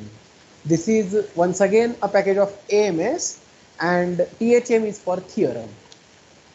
So this is package for theorems to look good. So we have to insert this package and few more lines in preamble. So I have written, just concentrate on line number 10. Line numbers 11 and 12 are similar. So what is line 10? It is new theorem definition. Now don't confuse with this new theorem and definition. So why not new definition? So new theorem is some environment that we are using in common. So here we have written definition, theorem, lemma, everything is same. Okay, if you want, you can use slash, write like this, new theorem, and then write proposition. If you wish to write a proposition, and then what I should write? If I write PROP, then it will print PROP in bold, similar to this LEM or THM while writing proposition. Got the point? So to write propositions, you just have to insert this one line in preamble. That's it. So for writing, to enabling to write the definitions, I have written one line, begin new theorem, definition, and what it should appear like in the final document, like DEF. If I write here DEF and then colon, let me save this and build this, and let us see the out. See, now it appears like DEF and colon. Notice the change? Yes. So whatever is written in the second curly bracket is the thing to print, and the first one is, this is name of that environment, definition. So here we have used that environment, begin definition, end definition, right? So that environment is created here. And for creating, actually speaking, creating environment is a difficult task. You have to create a new environment by some other way. But whenever we write new theorem, we are actually using something, this new theorem thing, to create a new environment. So there are multiple things which are automatically fixed in this environment. Otherwise, you have to set up a new environment on your own. So that's a too advanced thing and definitely a difficult one. Instead, this is something which is in between. LaTeX allows us to define environments locally with the help of predefined things, right? And what are the predefined things? Whatever we write here, DEF, see, that is bold here. We have not told to make that bold, but that is here. That is taken implicitly in our definition of the environment.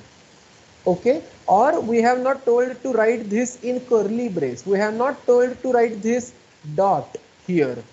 Correct. We have written just, let me go to definition again. Begin definition, end definition, and inside a square bracket 1 was written. But the output is different. In the square bracket 1 is written and a dot full stop is there after that. So everything of this is copied, is borrowed from this new theorem. This is actually speaking one environment, and we are changing few of its parameters by this.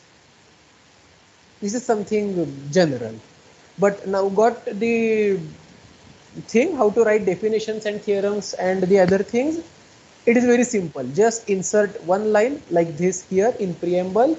Don't forget to insert this use package line, and then use the usual thing, begin definition and definition. That's it.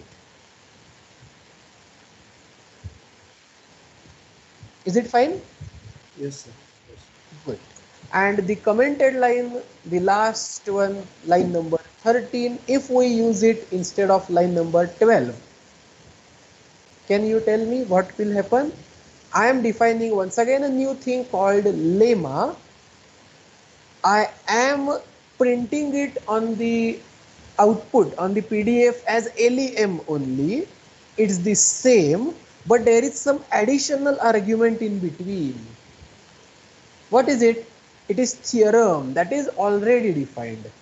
Correct? So I am defining a new environment using a previous one and with this name. So what is use of this? So it will generate the environment lemma within theorem, and the change happened because of this will be, see here. Notice the change. Lemma 1, theorem 2. Lemma 3, theorem 4. It's not lemma 1, theorem 1, lemma 2, theorem 2. It's 1, 2, 3, 4. Why? Because now I am saying that this new environment lemma is borrowed from the original environment theorem. So the same is continued under a different name. That's it. So the numbering will not change. The same numbering will continue. Fine. And if you comment this again and uncomment the other thing, it will produce the different numberings as before. Yes. It's yes. simple. Okay. Okay, that's it. So I think I should stop. Sorry for 13 minutes delay. Yes, sir. It is very beneficial for us. Any participant is having any doubt, any queries, any guidance required, they can ask. In the chat box, there is one question. Okay. Let me read that one. The code is written. There is an error. Okay, but I'm not able to see the chat box. Okay. You can see my screen, right? It's the Teams screen, and I am clicking on that chat box, but it is not available for me. Okay then.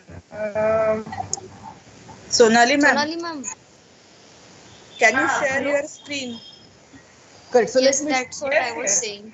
let me stop screen sharing.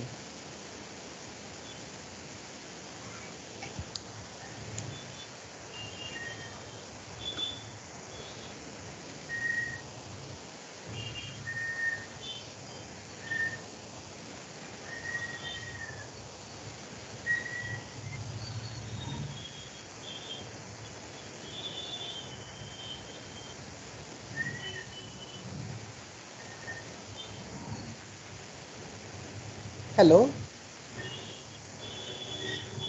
Hello.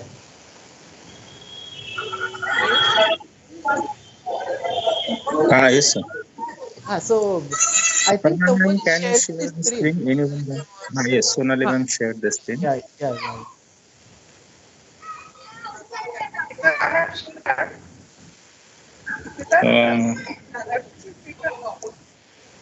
Yes. Curly braces. They are not getting proper. Oh, I think the error is for that f of x, right?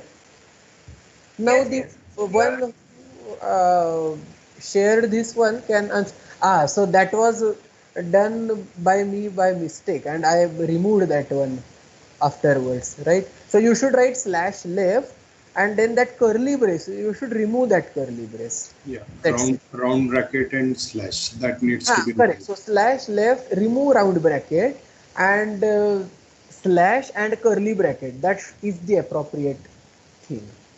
So remove that round bracket after slash left. Right. It will produce the correct type. I think while showing by mistake that bracket was introduced by me. Yes, sir. Yes.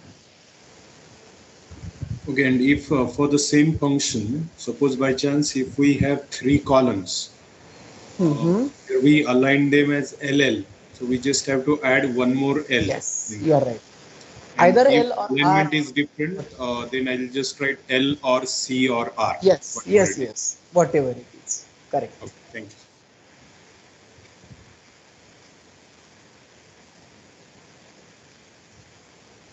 you. Any other query?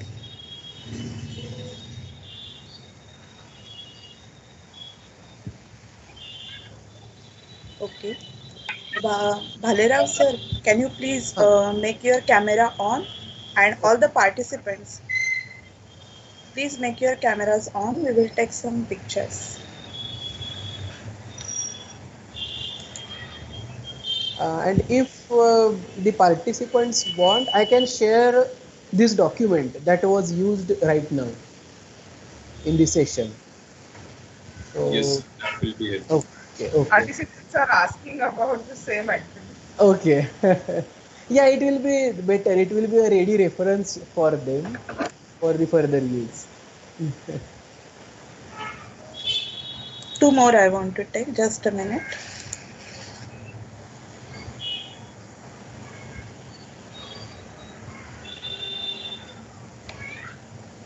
Okay, so Sonali, I will send it to you on mail. So you can share it. Is it okay? Yes, sir. Yes, sir. Okay, fine then. It's done. Thank you, Bhalerav sir. Thank you, sir. So I express my gratitude to Bhalerav sir on behalf of M.E.S College of Engineering, all participants and all organizing team members. Such a wonderful session. So you have explained the advanced tools and commands regarding the LaTeX, how to form the equations, how to do the alignments, tables, etc. So such a very nice, informative and good session we are having. I assure that all participants will take benefit of it. Okay. In future also, if we have any advanced sessions regarding LaTeX, so we will be in touch with you. Thank you, sir. Thank you once again. I will be grateful. Thank you, sir. Excellent session. Thank you very much. Thank you very much, sir. Excellent session. Thank you, sir. Thank you.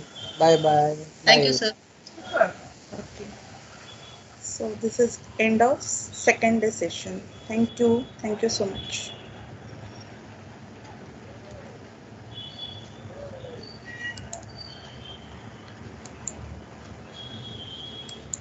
Aparna ma'am, please end meeting. Yes.